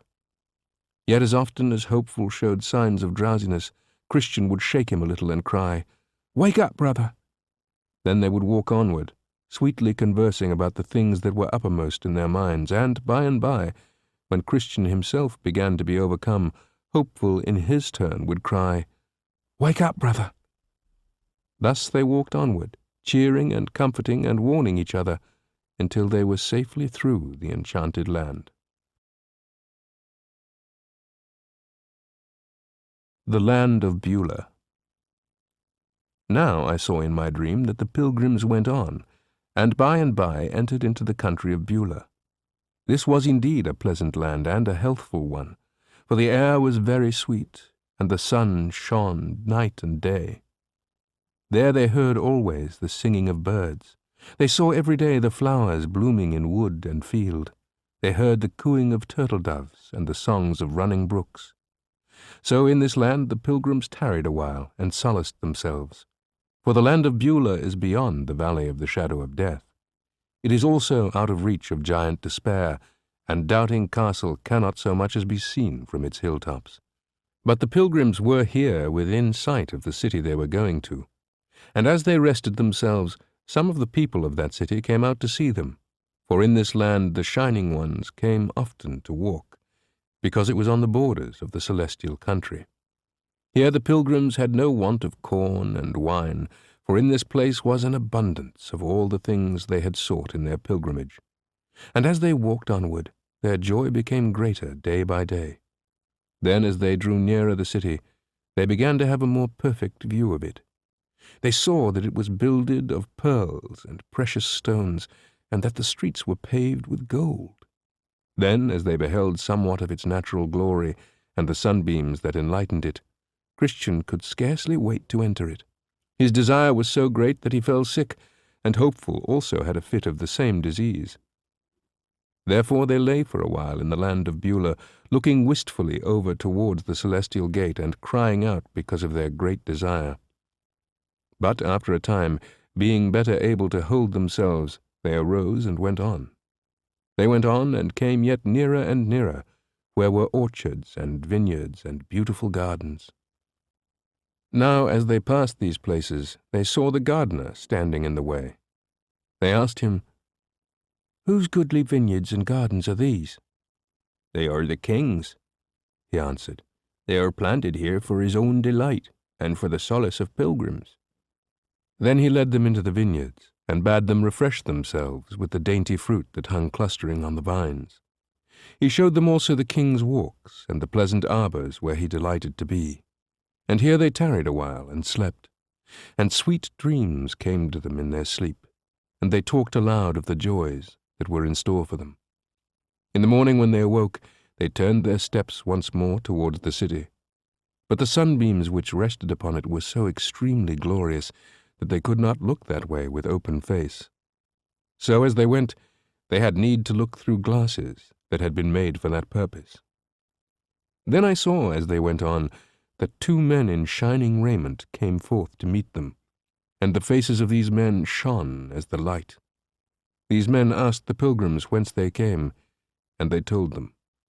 They asked them where they had lodged, and they told them. They asked them what dangers they had met and what difficulties they had overcome, and they told them. "There are still 2 difficulties which you must surmount, and then you will be in the city," said the men. "Will you not walk with us until we come to our journey's end?" asked Christian and Hopeful. "That we will do," answered the men, "but it is by your own faith that you must go on in safety to the celestial gate." The River of Dread. Now I saw in my dream that they went on together until they came in sight of the gate. I further saw that between them and the gate there was a river, and there was no bridge to go over, and the river was very deep. When the pilgrims came to this river, they were much disheartened, but the men who were with them said, "You must go through, or you cannot get to the gate." Christian was greatly cast down by this answer, and he began to wish that he might draw back and escape. But Hopeful took him by the hand and cheered him with comforting words. Then, as they came to the water's edge, they asked the men how deep the river was. "You will find it deeper or shallower, as you put your trust in the king," was the answer. So they stepped in. Then Christian felt himself beginning to sink, and he cried out, "Oh, Hopeful, my friend, I sink in deep waters. The billows go over my head, the waves cover me." But Hopeful answered, "Be of good cheer, my brother. My feet are on the bottom, and it is good." Still Christian cried out in his despair, "I shall perish in this river. I shall never see the celestial land, the land of milk and honey." Hopeful, therefore, had much ado to keep his brother's head above water. Indeed, sometimes he would be quite gone down, and in a little while he would rise up again, half dead. But all the time, Hopeful tried to cheer him. "Brother, I see the gate," he said. "I see the men standing by to welcome us." "It is you for whom they wait," answered Christian. "They wait for you and not me. You have been hopeful ever since I knew you." "And so have you," answered Hopeful. "Remember how you have kept your face turned always toward the celestial land." Then I saw in my dream that Christian was silent for a time as though in deep thought. And Hopeful said, "Be of good cheer. We shall soon be on the other side. I see the Prince of the celestial land." "I see him too," cried Christian. "And he tells me, 'When thou passest through the waters, I will be with thee, and through the rivers, they shall not overflow thee.'" Soon the water became shallower, and Christian found the bottom good ground to walk upon. So they went on, cheerfully and with hopeful hearts, and thus they got over. The end of the journey. Then I saw in my dream that the pilgrims being come out of the water, two shining ones met them and saluted them, and all went walking along together towards the gate. Now the city stood upon a mighty hill, but the pilgrims went up with ease, for the shining ones led them and helped them. They had also left their heavy garments behind in the river, for though they went in with them, they came out without them. So they went up lightly and with speed, though the city was higher than the clouds. They went up through the clear air, talking sweetly as they went, for they were comforted because they had safely crossed the river and were being led by such glorious companions. The shining ones talked to them on the way and told them about the beauty and the grandeur of the place. "You are now going," they said, "to the paradise of our Lord. There you shall see the tree of life and eat of its never-fading fruits. There you shall be clothed with glory and with majesty, and there you shall see the King as he is. There your friends will meet you, even those who have come before you, and you shall with joy receive everyone that follows into the holy place after you." Now, as they were drawing near the gate, a great company came out to meet them. And the two shining ones said, "These are the men that have loved our Lord, and have left all for his sake. He has sent us to fetch them, and we have brought them thus far on their journey." Then there was a great shout of welcome, and the king's trumpeters saluted them with music loud and sweet, and the great company surrounded them on every side. Some went before, some behind, and all walked on together towards the gate. But before they came to it, they had another view of the city itself, and the pilgrims thought that they heard the bells therein ringing sweetly to welcome them. And so they went on, and the watchman at the gate looked over and saw them, and asked who they were.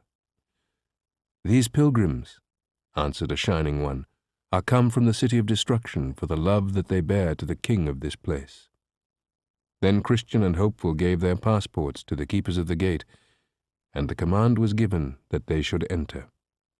Now I saw in my dream that these two men went in at the gate, and lo, they were transfigured, and they had raiment put on that shone like gold. Then I heard all the bells in the city ring out for joy, and a voice sweeter than any earthly music said unto them, Enter ye into the joy of your Lord. So I awoke, and behold, it was a dream.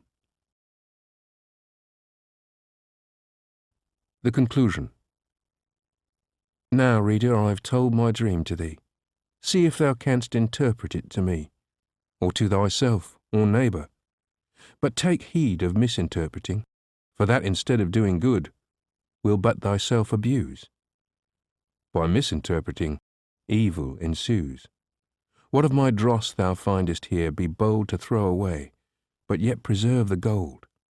What if my gold be wrapped up in ore? None throws away the apple for the core. But if thou shalt cast all away as vain, I know not but 'twill make me dream again. John Bunyan. The Pilgrim's Progress, from this world to that which is to come, delivered under the similitude of a dream. The second part. The author's way of sending forth his second part of the Pilgrim. Go now, my little book, to every place where my first pilgrim has but shown his face. Call at the door. If any say, Who's there? Then answer thou, Christiana is here. If they bid thee come in, then enter thou, with all thy boys. And then, as thou know'st how, tell who they are, also from whence they came. Perhaps they know them by their looks or name. But, if they should not, ask them yet again, if formerly they did not entertain one Christian, a pilgrim. If they say they did, and were delighted in his way, then let them know that those related were unto him. Yea, his wife and children are. Tell them that they have left their house and home, are turned pilgrims, seek a world to come, that they have met with hardships in the way, that they do meet with troubles night and day. Yea, tell them of the next who have, of love of pilgrimage, been stout and brave defenders of that way, and how they still refuse this world to do their Father's will. Go, tell them also of the dainty things that pilgrimage unto the pilgrim brings. Let them acquainted be too, how they are beloved of their King under his care, what goodly mansions he for them provides, though they meet with rough winds and swelling tides. How brave a calm they will enjoy at last, who to their Lord and by his ways hold fast. Perhaps with heart and hand they will embrace thee, as they did my firstling, and will grace thee and thy fellows with such cheer and fare, as show that they of pilgrims lovers are. John Bunyan. Some time ago I told you of my dream about Christian the Pilgrim, and of his dangerous journey to the celestial country, and the telling of it was pleasing to me, and I hope profitable to you. Now, not long ago, I went down again towards that place wherein there is a den, and having taken up my lodgings in a wood near by, I slept and dreamed again. The Departure. I thought that I saw in my dream the little house in the city of destruction, which had once been Christian's home. In that house sat Christian's wife, her eyes full of brinish tears, and her mind burdened with many grievous thoughts. Then, as she moaned and wept, she said to her children, Sons, we are all undone. Your father is gone to the celestial land. He would have had us with him, but I would not go. And now we are left alone in this place with no one to comfort us. With that the boys fell all into tears and cried out to go after their father. Oh, that we had gone with him, cried Christiana, for that was her name. Oh, that we had shared his burdens and his perils, for then had it fared well with us. Then all wept and cried out, Oh, woe worth the day! In the morning, when they were up and still feeling very sorrowful, they heard someone knocking hard at the door. If thou comest in God's name, come in, said Christiana. So he opened the door and came in, saying, Peace be to this house. Christiana saw that he was a messenger, and her heart waxed warm, for she hoped that he brought news of her husband. Then he said to her, "My name is Secret, and I dwell with those that are high. I have come from the Lord of the celestial land to tell thee that he is willing to receive thee. He invites thee to come to his table, and he will feed thee with the fat of his house. Thy husband is already there, and he will be glad to hear the sound of thy feet." At this the good woman was quite overcome, and she cried out, "Sir, I am ready to go. Will you carry me and my children with you?" Then answered the messenger, "Christiana, the bitter is before the sweet. You must pass through troubles as Christian did, before you can enter the celestial city. Follow the light which you see dimly in the distance. Go to the wicket gate. Keep to the straight and narrow way."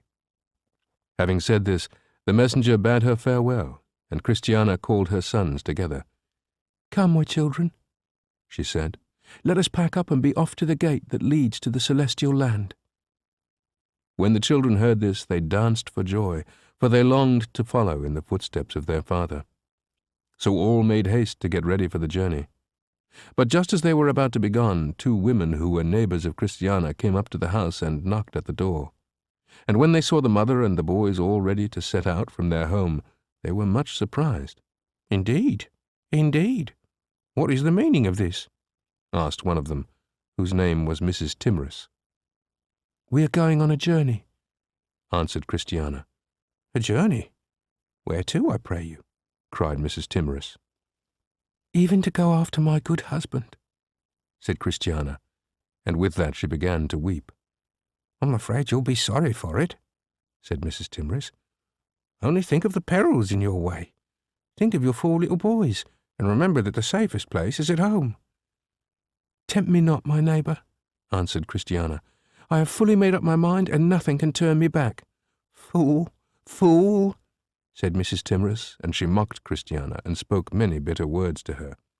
Then she turned to the other young woman and said, "Come, Mercy, let us go home. She will have her own way, and so let her suffer as she deserves." But Mercy's kind heart was touched at the thought of parting with Christiana. So she answered Mrs. Timorous and said, "Nay, I think I will walk a little way with her and the boys. The day is bright and fair, and I will help them to get well started on their journey." "Ha!" said Mrs. Timorous. "You want to go a-fooling too, do you? But take heed in time and be wise. While we are out of danger, we are out, but when we are in, we are in." Then Mrs. Timorous returned to her own house, and Christiana and her boys went out hopefully and began their journey.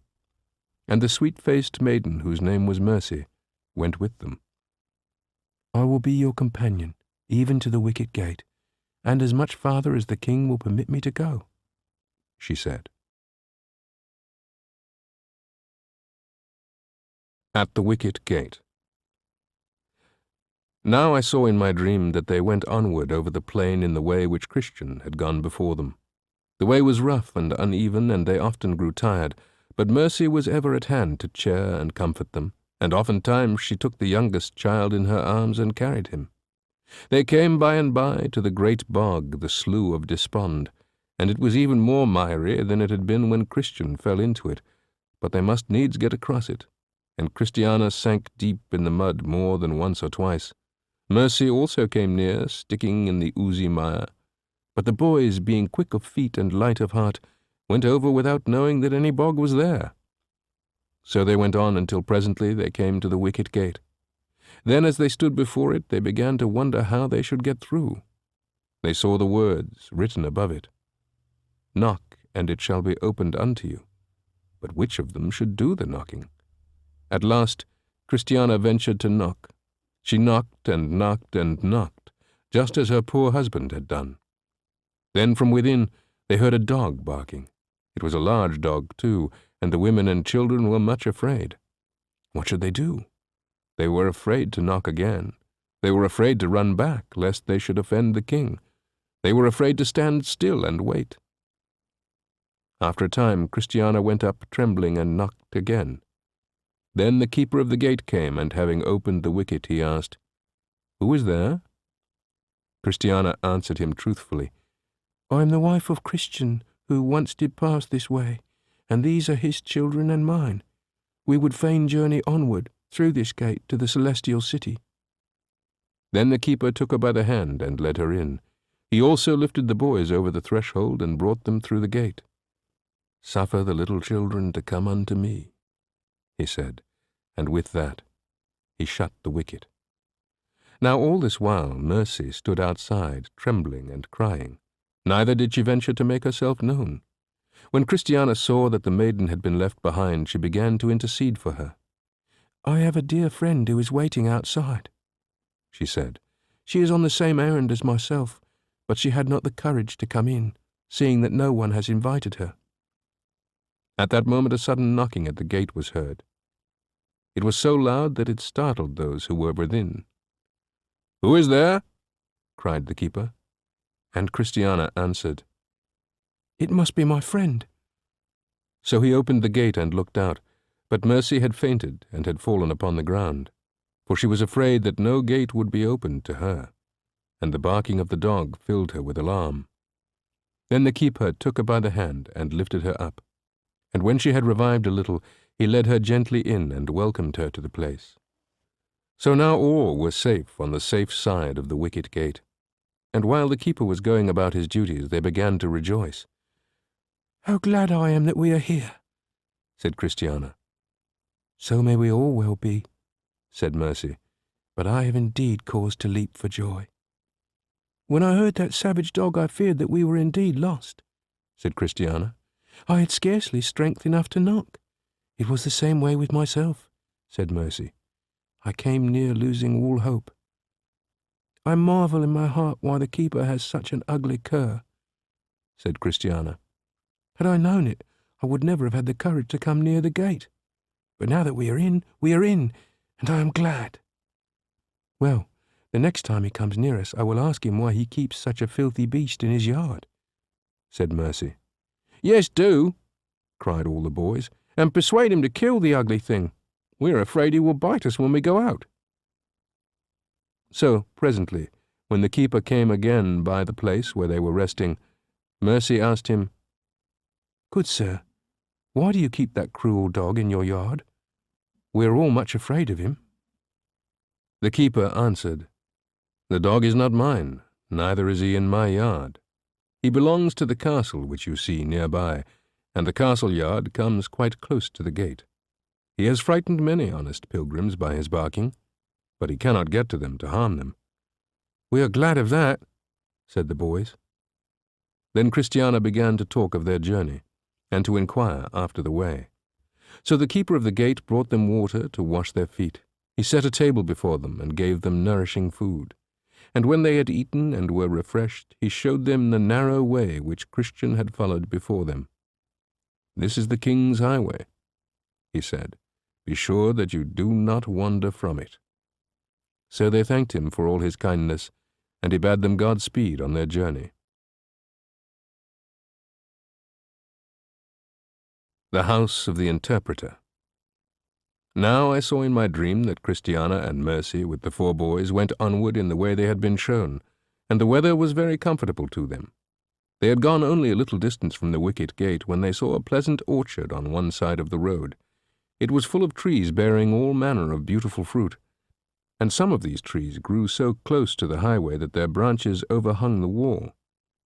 So as they were walking along, they saw on the ground many ripe apples which had fallen from the branches. These apples, being mellow and sweet, the boys picked up not a few and did eat some of them as they went. But soon they began to feel sick, and all day long they suffered pain and were sorry. Well, my sons, said Christiana, the fruit was not yours, and you should not have touched it. But she did not know that the orchard belonged to the giant owner of the castle. If she had, she would have been filled with fear. So they went on until they came to the interpreter's house, and there Christiana knocked as she had done at the gate before. Now, when she had knocked, there came to the door a maid whose name was Innocent. The maid opened the door and looked, and behold, 2 women were there. What is it that you wish here? She asked. Christiana answered, We are pilgrims, and we've been told we would find a friendly welcome here. The day, as you see, is far spent, and we cannot well go farther tonight." "Pray, what is your name, that I may tell it to my master?" said Innocent. "My name is Christiana, and I am the wife of Christian, who passed this way some time ago. These 4 boys are his sons and mine, and this maiden is my young friend Mercy, who is going with us on this pilgrimage." Then Innocent ran joyfully into the house and cried out, "Only think who is at the door!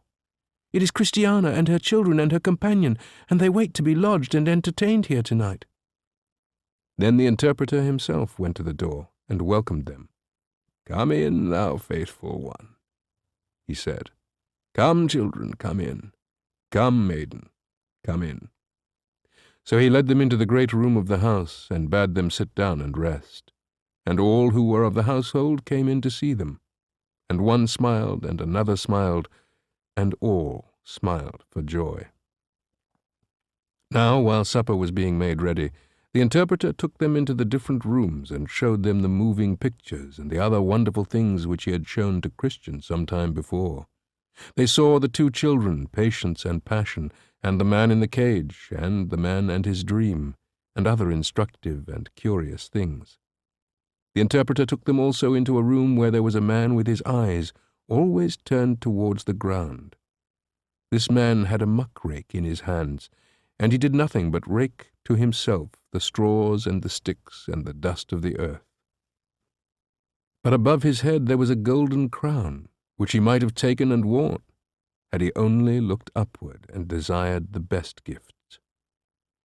Straws and sticks and dust are the great things which many people now spend their time in raking together, said the interpreter. Then he led them into the largest room of the house, and a very brave room it was. "Tell me what you see here," he said. They looked round and round, but there was nothing to be seen but a big spider on the wall. "I see nothing," said Mercy. "Look again," said the interpreter.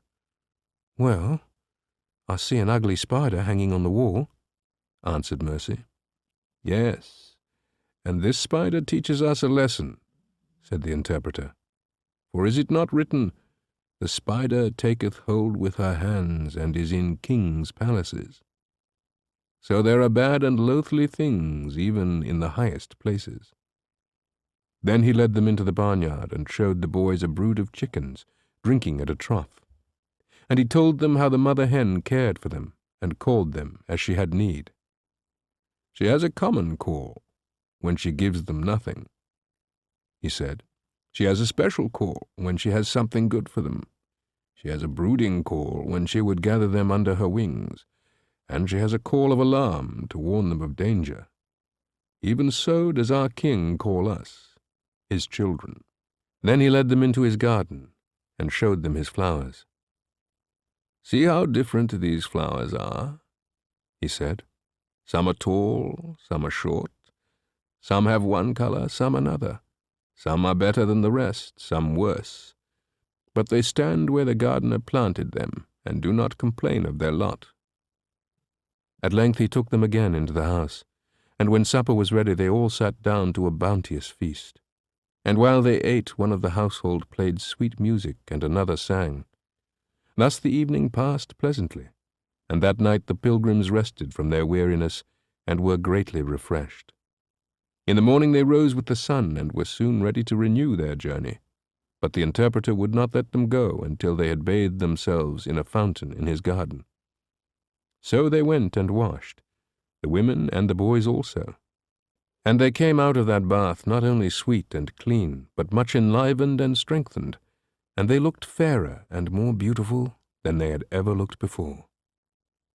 Then the interpreter bade his servants give them new clothing, fine linen, white and clean.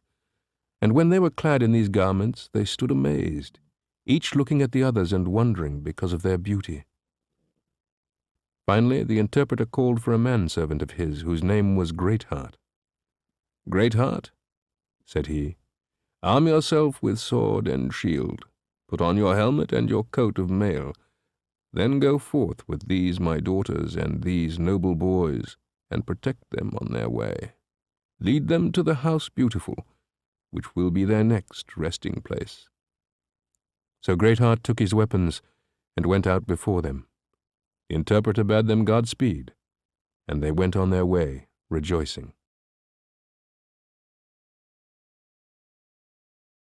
Greatheart. Now I saw in my dream that they went on, and Greatheart walked before them. The way was narrow and sometimes steep, but they were refreshed and strong, and so they felt no weariness. They passed the place where Christian's burden had fallen from his back, and they saw the tomb into which it had tumbled. They passed also by the cliff where Christian had seen simple sloth and presumption lying asleep. Thus they went on till they came to the foot of the hill Difficulty, and there Greatheart showed them everything that would interest them to see. "Here," said he, "is the spring that Christian drank from before he went up the hill, and here are the 2 byways where formality and hypocrisy lost themselves. These are very dangerous paths. They have lately been stopped up with posts and chains, as you see, but still there are many who venture into them rather than take the pains to climb the hill." After they had rested a little while, they set forward to going up the hill, and Greatheart led the way. But before they got to the top, Christiana began to pant for very weariness. "Surely this is a breathing hill," she said. "I don't wonder that some people try to go around it." Mercy, too, was very tired, and the youngest of the boys began to cry. "Come, come," said Greatheart. "Be brave a little longer. There is an arbor a little above, and there you may sit down and rest." Then he took the little boy by the hand and led him the rest of the way, and at the hardest places he lifted him and carried him. "Well, how do you like being a pilgrim?" he asked when they had reached the top. "Very well, sir, and I thank you," answered the boy. "It's like going up a ladder, but I would rather climb a ladder than fall into a pit." So they went on till they came in sight of the lions. Now Greatheart was a strong man and was not afraid of the beasts, but the boys cringed behind him and were much alarmed. "Well, well," said Greatheart, "you boys were brave when there was no danger, but now you wish someone else to be brave." Then he drew his sword and went forward to meet the lions, but suddenly an ugly giant stood in the road before him. The name of this giant was Grim, and it was his custom to waylay pilgrims who were going through this lonely place. "How now?" he cried to Greatheart. "What are you doing here?" Then answered the brave guide, "These women and children are going on a pilgrimage. This is the way they must go, and I will lead them safe through, in spite of giants and lions." "Indeed you shall not," roared Grim. "You shall not go past me and my lions." But Greatheart was not afraid. He said not another word, but rushed upon the giant with his sword. The big fellow drew back and defended himself with his club. "Ha! Do you think you will slay me here on my own ground?" he cried. "We are on the king's highway," answered Greatheart. "You shall not hinder these pilgrims from passing." And with that he gave the giant a blow which brought him to his knees. With that same blow he broke his helmet, and with the next he cut off his arm. The giant roared so hideously that the women and children were greatly frightened, but when they saw him sprawling on the ground they were glad. Now the lions were all the time roaring and tugging at their chains, and the noise was so great and fearful that the pilgrims would have fled in terror had it not been for their guide. But he, taking the little boy by the hand, said to the others, "Come now, and follow me. No hurt shall happen to you from the lions." So they went on, but the women trembled as they passed the raging beasts. The boys looked as if they would die of fear, but they clung close to their guide, and all got by in safety. And now, looking up, they saw the House Beautiful not far ahead of them, and going on with haste, they soon came to the porter's lodge. Night was already come, and all was dark and silent within. But Greatheart went up to the gate and knocked loudly. "Who is there?" cried the porter. "It is I," answered Greatheart. The porter knew his voice, for the brave guide had been there many times before. He hurried down and opened the gate, and when he saw Greatheart standing there, he said, "How now, Mr. Greatheart? What is your business here so late at night?" for he did not see the women and children who were behind him in the darkness. "I have brought some pilgrims," answered the guide. "They wish to lodge here and rest for a while." "They are indeed welcome," said the porter. "But why are you so late?" "We should have come much earlier," said Greatheart, "but we were hindered by old giant Grim, who has often waylaid pilgrims and helped the lions. I had a long and hard fight with him, and I guess he will give no further trouble."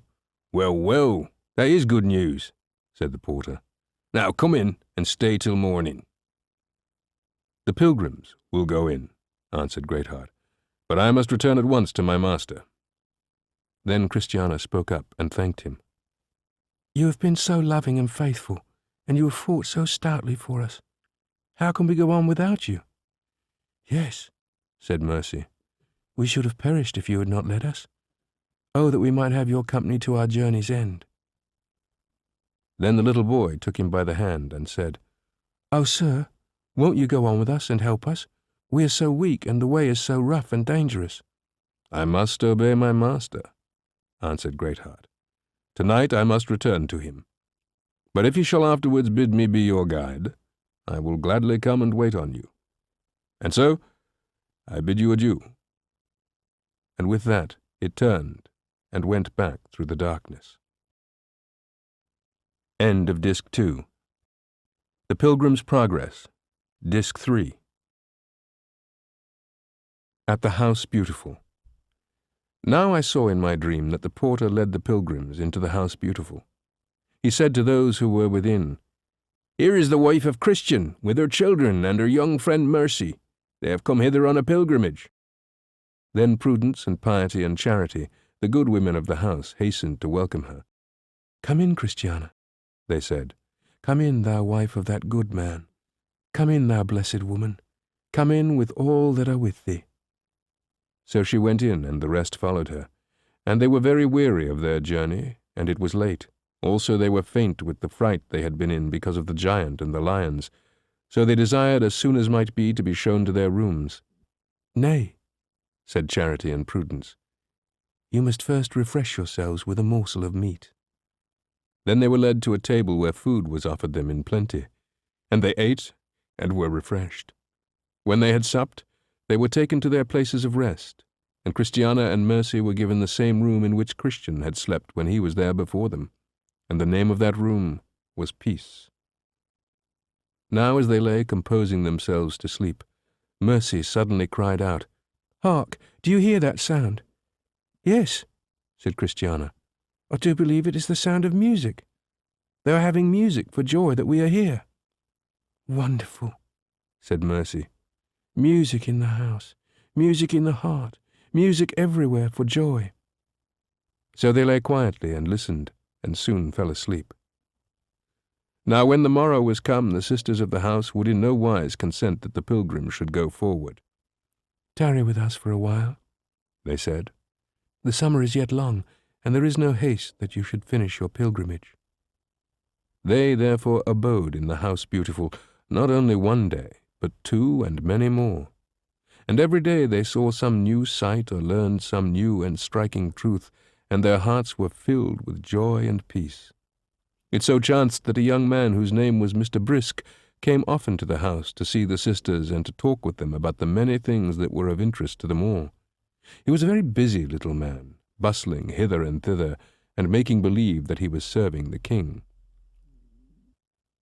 The maidens of the house had some doubts of him, and Prudence and Piety treated him quite coldly. But Charity said, "Let us think no wrong of him." And so his visits were continued, and everyone hoped that he might prove to be as good as he pretended. Now when Mr. Brisk saw Mercy, how fair and gentle she was, he began to admire her very much. He cared no more for the company of Piety or of Charity, but every day he came to see the sweet face of Mercy, and to listen to her pleasant voice.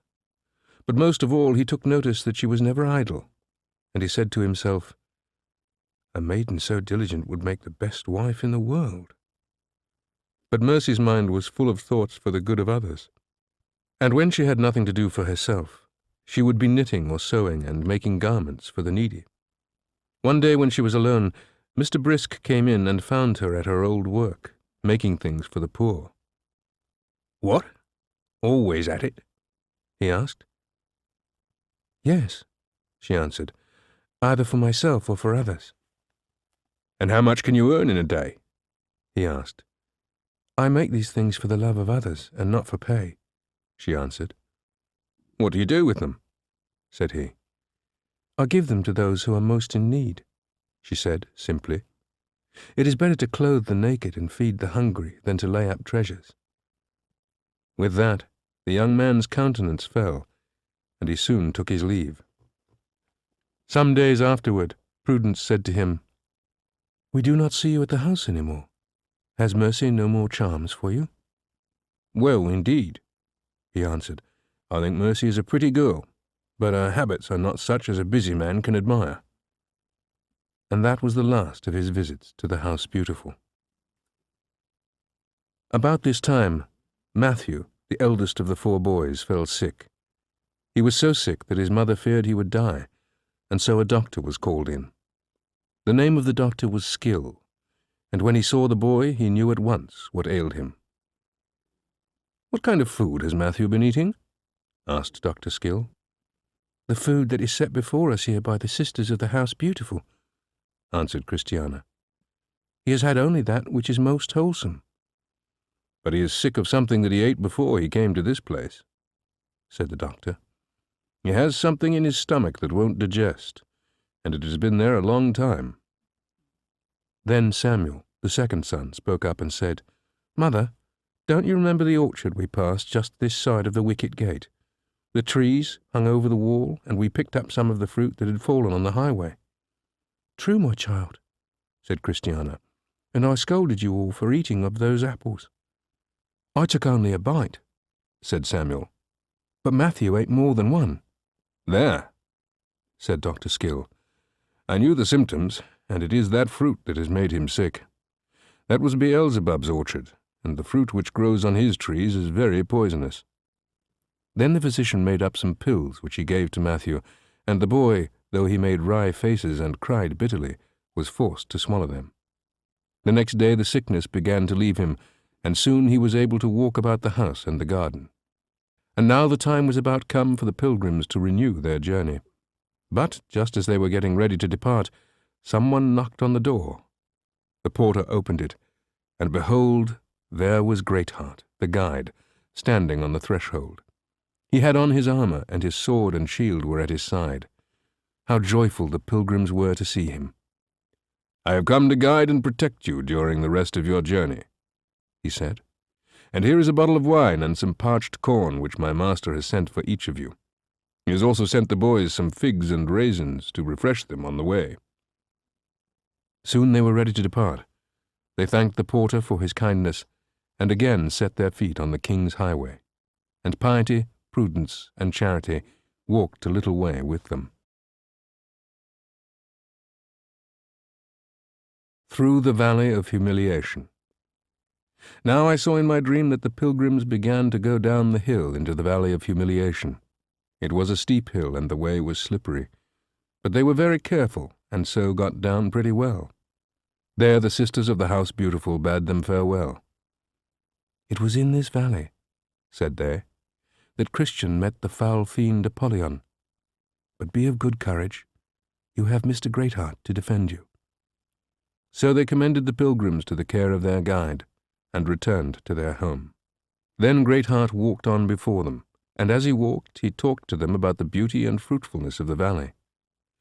We need not be afraid, said he, for here is nothing to hurt us unless we bring it upon ourselves.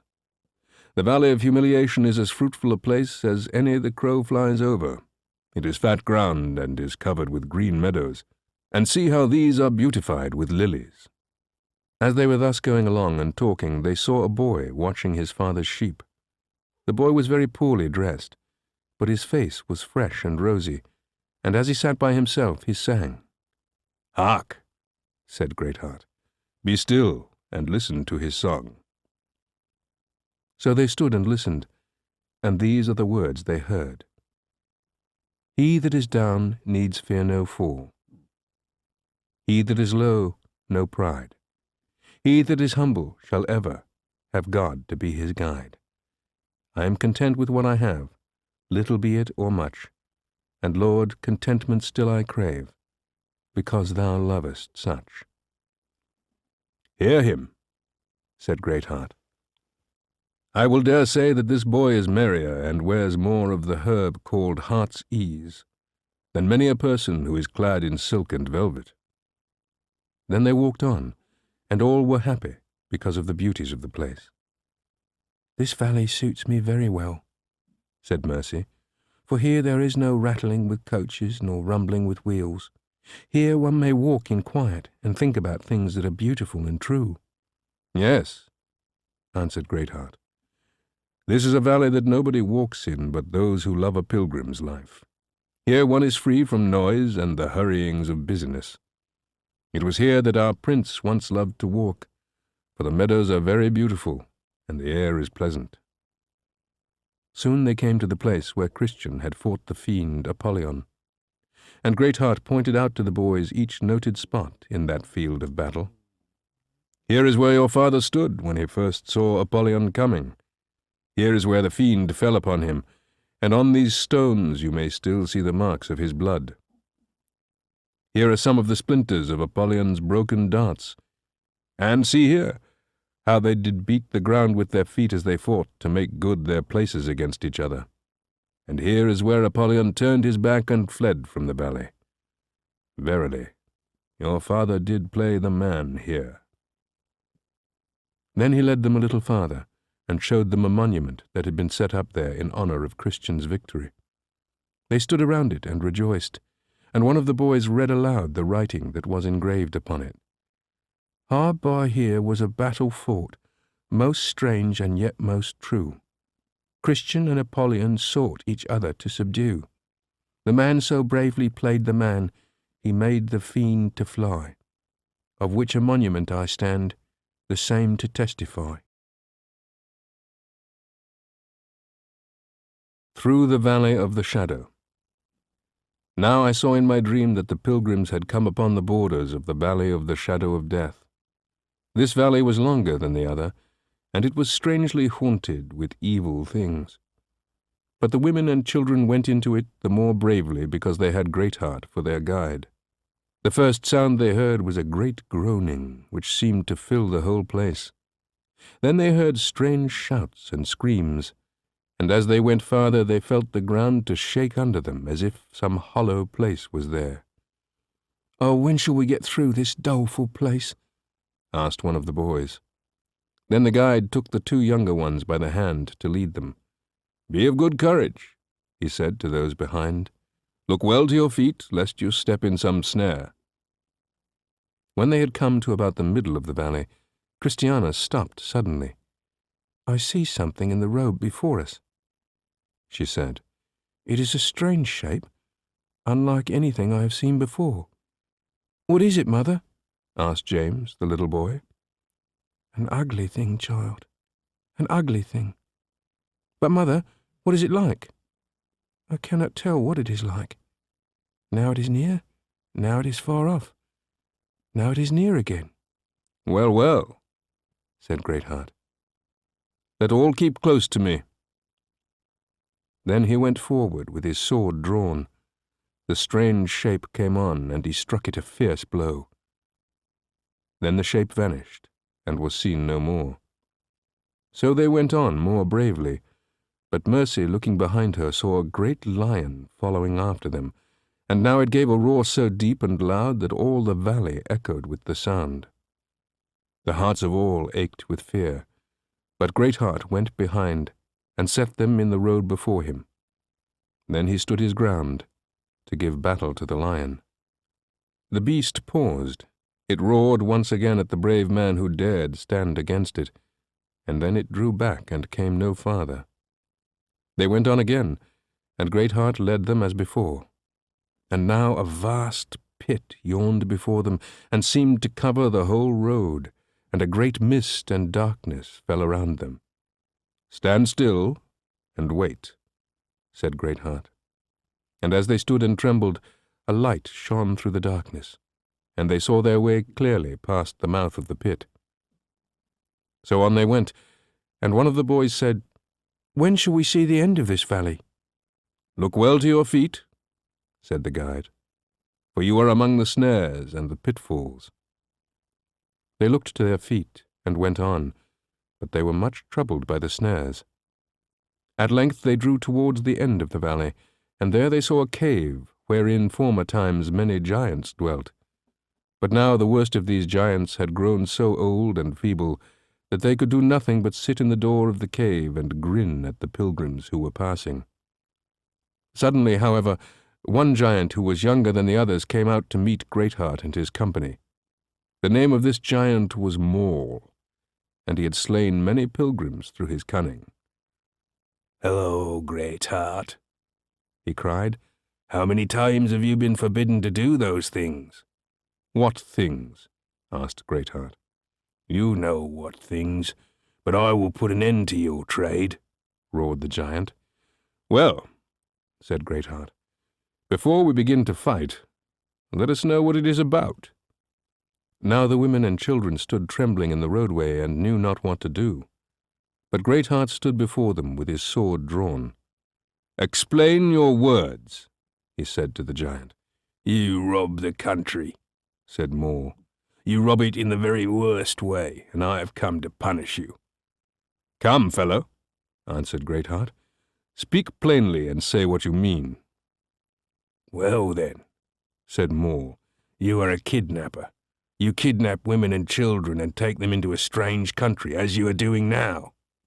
But Greatheart answered, "It is false. I serve my master by protecting the weak, by lifting up those who are fallen, and by leading them in the right way. If you wish to fight with me, I am ready for you." The giant came up, and Greatheart went to meet him. And as he went he lifted up his sword, but the giant had a club. So now they began, and at the first blow the giant struck Greatheart down upon one of his knees. With that the women and children cried out in great dismay. But Greatheart soon recovered himself and was up again. Then he laid about him with skill and strength and gave the giant a wound in the arm. And thus they fought for a whole hour in the heat of the sun. Then they sat down and rested a while, and when they had taken breath, they leaped up and began fighting again. And Greatheart, with a full blow, brought the giant to the ground. "Hold! Hold!" cried Maul. "Give me a fair chance." So Greatheart let him get up, and when they had breathed again, they went at it even harder than before. The giant raised his club aloft, and struck it with full force at Greatheart's head. And had not the brave man leaped quickly aside, his skull would surely have been crushed. But now Greatheart made a fierce thrust with his sword.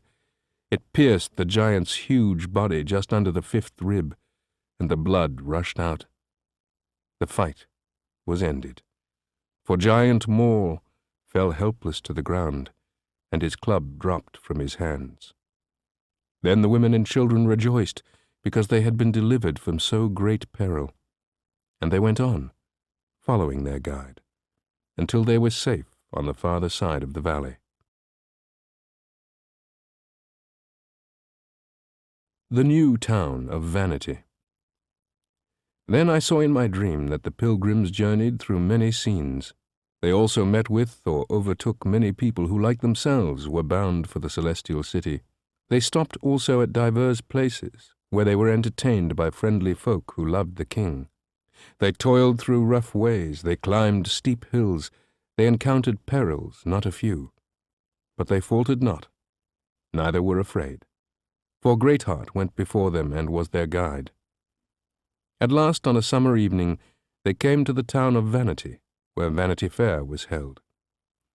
Here they were received at the house of a citizen who was friendly to pilgrims, and here they abode a long time. For the town had changed much since Christian and faithful were so shamefully handled there. Indeed, it seemed that the blood of faithful had changed the hearts of many of the people, and pilgrims were no more annoyed in the streets. Now, while Christiana and her boys, with Mercy and Greatheart, tarried here, there came a great monster out of the woods. It slew many of the people of the town and carried away some of the children. No man dared face this monster, but everyone fled when the noise of his coming was heard. This monster was like unto no other beast in the world. Its body was like that of a dragon, and it had 7 heads and 10 horns. Now when Greatheart heard of this beast, he agreed with certain good men of the place to go forth and give battle to it, for he wished to deliver the people from the paws and mouth of so dreadful a creature. Then did he, with 4 companions good and true, go forth to meet the monster. You should have seen them with their armor and their well-made weapons. When the fierce creature first beheld them, it lifted up its heads with great disdain. It would fain have made way with them, had they not boldly stood their ground. But being sturdy men-at-arms, they so belaboured it with their swords and clubs that it was glad to return to its lair. Often after this did the monster come again into the town to carry away the children, but Greatheart and his valiant men were always on the watch, and drove it back with many blows. Soon it became so lame by reason of its wounds that it could do no further harm, and some believed that it died of the hurts which it received. Thus Greatheart became a person of great fame in the town, and many besought him to remain and make his home there. But he remembered the commands of his master, and when the time came that the pilgrims must go on their way, he girded on his armor and went before them. Doubting Castle. I saw now in my dream that they went on till they came to the river that was on this side of the Delectable Mountains. This was the river where fine trees grew on the banks, and the leaves of these trees were good for medicine. The meadows also were green all the year, and there were shady places where they might lie down and rest with safety. In the meadows there were sheep pasturing, and folds for the sheep. There were also little houses for sheltering the lambs. And one was there who loved these lambs. He gathered them in his arms, he carried them in his bosom, he gently led them. So as the pilgrims went on their way, they were filled with delight because of the delicious waters, the pleasant meadows, the dainty flowers, and the wholesome fruit. And they would have tarried there long had not duty urged them to go onward. Therefore, leaving the pleasant river, they came in due time to Bypath Meadow, and there they saw the stile over which Christian and Hopeful went when they were taken by Giant Despair. There they sat down and consulted what they had best do. "I have a mind," said Greatheart, "to go over and demolish the castle of old Giant Despair. He may have some pilgrims shut up in his dungeon, and I should be glad to set them free." "That is a good thought, Mr. Greatheart," said Matthew. "I will go with you." But some of the others were timid and made excuses. "I very much doubt if we ought to leave the King's highway, even though it be to destroy Doubting Castle," said one. "We had better go on and leave well enough alone," said another. Then Greatheart stood up and drew his sword. "My master has commanded me to fight the good fight," said he, "and with whom should I fight this good fight, if not with Giant Despair?" So saying, he climbed right over the stile. "Who will go with me?" he said. "I will," said one and another of Christiana's sons. "I will," said another pilgrim who had joined them on the road. And soon, leaving the women in a safe place, the brave men and boys went straight up to Doubting Castle to look for Giant Despair. When they came to the castle gate, they knocked with unusual noise. The old giant heard them and came out, and his wife Diffidence was with him. "Who dares make that great noise on my gate?" he roared in anger. "It is I, Greatheart," answered the guide. "Open this gate and let me in." "What is your business with me?" asked the giant. "I am the servant of the king," answered Greatheart, "and I have come to demolish your Doubting Castle." Now Giant Despair was not afraid of any man, for he was a giant. So he harnessed himself and went out.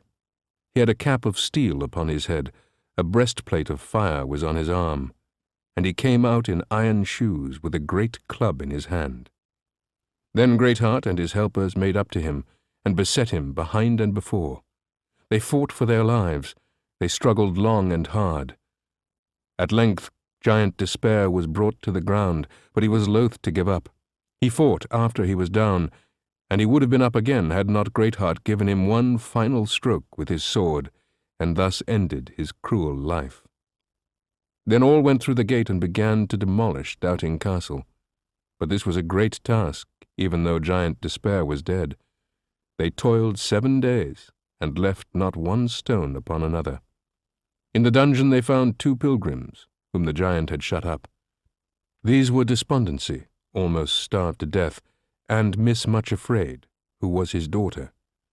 How glad these 2 people were to see the sunlight again. Now when they had finished with the castle, they went back to the highway where they had left the women, and all rejoiced and were glad. Christiana played a merry tune upon the viol, and Mercy joined her upon the lute. And since all were so merry, what should they do but dance right there in the road? Even the damsel Much Afraid joined them, and I promise you, she footed it well. As for Despondency, the music was not much to him. He was for feeding rather than dancing, for he was almost starved. So Christiana gave him a little wine and prepared him something to eat, and in a little while he came to himself and was finally revived. Then the company of pilgrims went forward again, and Greatheart walked before them and was their guide. In Peril in the Enchanted Ground. Now I saw in my dream that the pilgrims, by and by, came to the Delectable Mountains, where Christian and Hopeful had aforetime refreshed themselves. There the shepherds met them and welcomed them, and there they rested themselves from their toilsome journey. Then they went on, and in due time were got to the Enchanted Ground. There the air was heavy, and all who breathed it were filled with drowsiness. The ground also was, for the most part, overgrown with briars and brambles, but here and there were enchanted arbours, in which were flowers and birds and rippling brooks, and mossy beds inviting one to tarry and rest. The flowers, however, were laden with deadly perfumes. The birds sang songs of witchery, and the tinkling of the brooks lulled the unwary to sleep. And he who gave himself up to slumber in these places was not likely to rise or wake again in this world. Through this wilderness way they therefore went, and Greatheart went before them, for he was their guide. They went on here, each man with his sword drawn in his hand, for they knew it was a dangerous place. Now they had not gone far when a great mist fell upon them all, so that they could scarce see one another. They were therefore forced to grope their way, being guided by the voice of Greatheart, for they walked not by sight. Sorry going it was for the best of them all, but worse for the women and children whose feet and hearts were tender. Nor was there in all this wilderness way any inn where they might lodge and refresh themselves. But there was much puffing and sighing and complaining. Now one would tumble over a bush, another would stick fast in the dirt, and still another would lose his shoes in the mire. At length they came to an arbour, warm and shady, with pleasant mossy seats offering rest. Here too was a couch whereon they might lie. And here were all things that could tempt the weary traveller. But not one of the pilgrims would seek rest or loiter there a moment, for their guide had told them of the dangers of the place. They therefore went on, and the way grew dark again, so that they could not see, and here even the guide was apt to lose his way. But he had in his pocket a map of all the roads and paths leading to the celestial city. Therefore he drew his tinder-box from his pocket and struck a light that he might look at the map. He looked, and when he found the place he saw written over against it the words, "Keep to the right." So now he knew which way to turn. But if he had not looked at the map, he would have taken the broader road and turned to the left, and all would have been smothered in the deep mud. They went on then, in this enchanted ground, till they were well out of the darkness. And at length they came to another enticing bower built close by the roadside. There they saw 2 men lying, whose names were Heedless and Too Bold. These men were fast asleep, with their heads pillowed on couches of moss and leaves.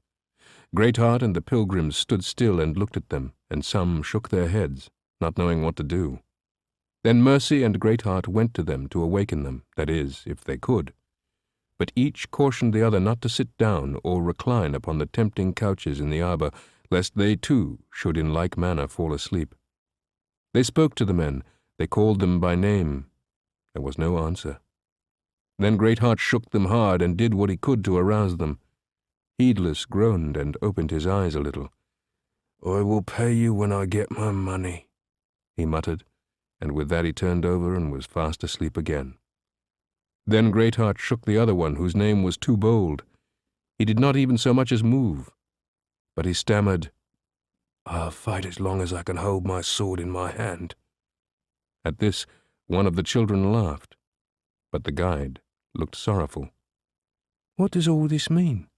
asked Christiana. "They talk in their sleep," answered Greatheart, "but no man can rouse them from this sleep. We have done what we could." So now all desired to go onward, lest they too should be overcome. And as the way was growing darker, they begged the guide to strike a light. He therefore took his tinderbox again and lighted a little lantern which he had with him, and so they were helped on their way.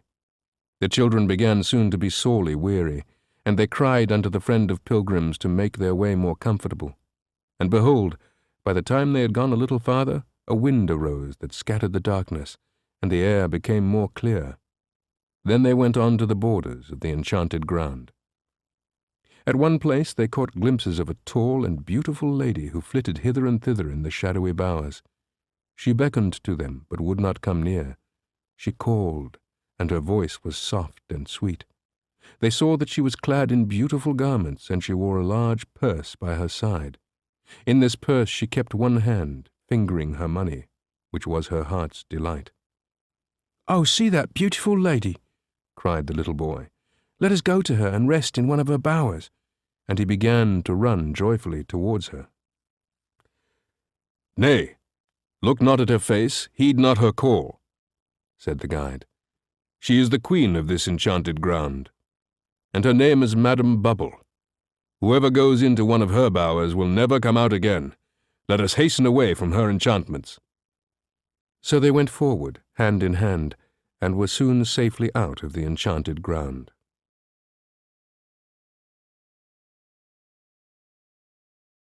Rest in the land of Beulah.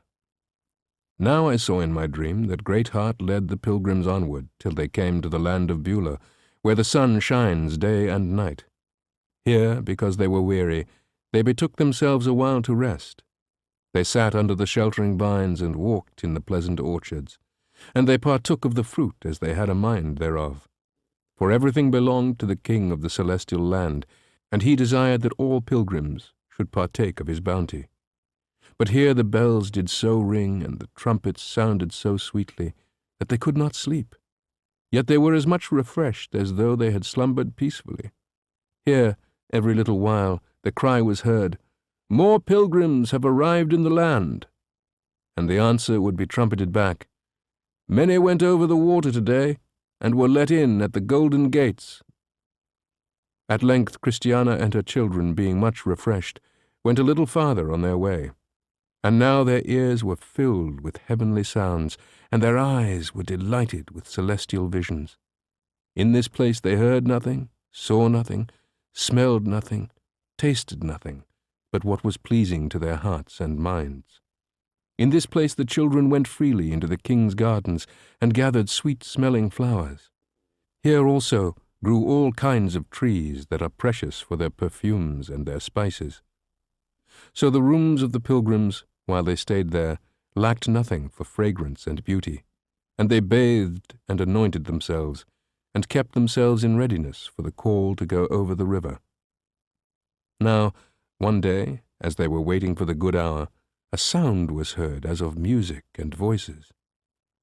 And someone who was watching cried, "A postman has come from the celestial city with matter of great importance for Christiana."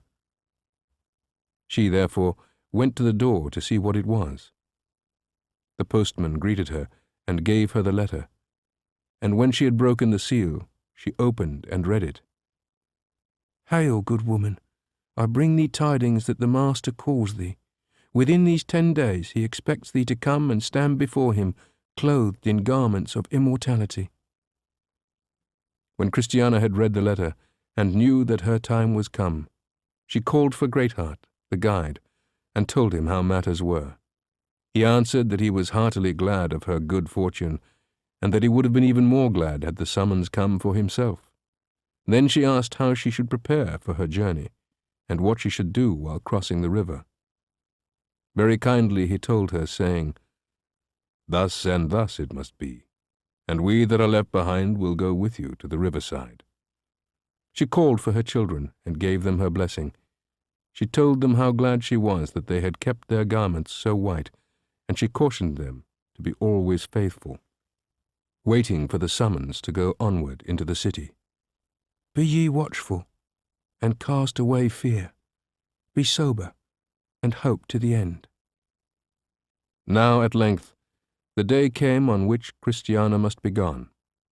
The road was full of people to see her take her journey, and the bank on the farther side of the river was crowded with chariots and shining ones that had come to accompany her to the gates of the celestial city. So she came forth joyfully and entered the river, and as she did so, she beckoned farewell to her children and friends who were left behind, and the last words which they heard her speak were, "Lord, I come to be with thee." Then when she had gone out of their sight, her children returned to their place. They returned weeping, but Greatheart and some others that were with them played upon the cymbal and the well-tuned harp of joy. And Christiana, with the host of shining ones, went up to the celestial city. She called at the gate, and entered with all the ceremonies of joy that had greeted her husband before her. Glorious indeed it was to see how the open region was filled with horses and chariots, with trumpeters and pipers, with singers and players on stringed instruments. These all welcomed her as she passed through the gate beautiful. And while her children wept on this side of the river, she was received with songs of triumph in the palace of the king. And as I looked and listened, I awoke, and behold, this too was a dream. Envoy. Now may this little book a blessing be to those who love this little book and me, and may its buyer have no cause to say his money is but lost or thrown away. Yea, may this second pilgrim yield that fruit as may with each good pilgrim's fancy suit, and may it persuade some that go astray to turn their feet and heart to the right way, is the hearty prayer of the author. John Bunyan. Thank you for listening to this recording of The Pilgrim's Progress by John Bunyan. This book was read by Paul Michael. Please visit ChristianAudio.com to offer your impressions of this work and to explore additional titles.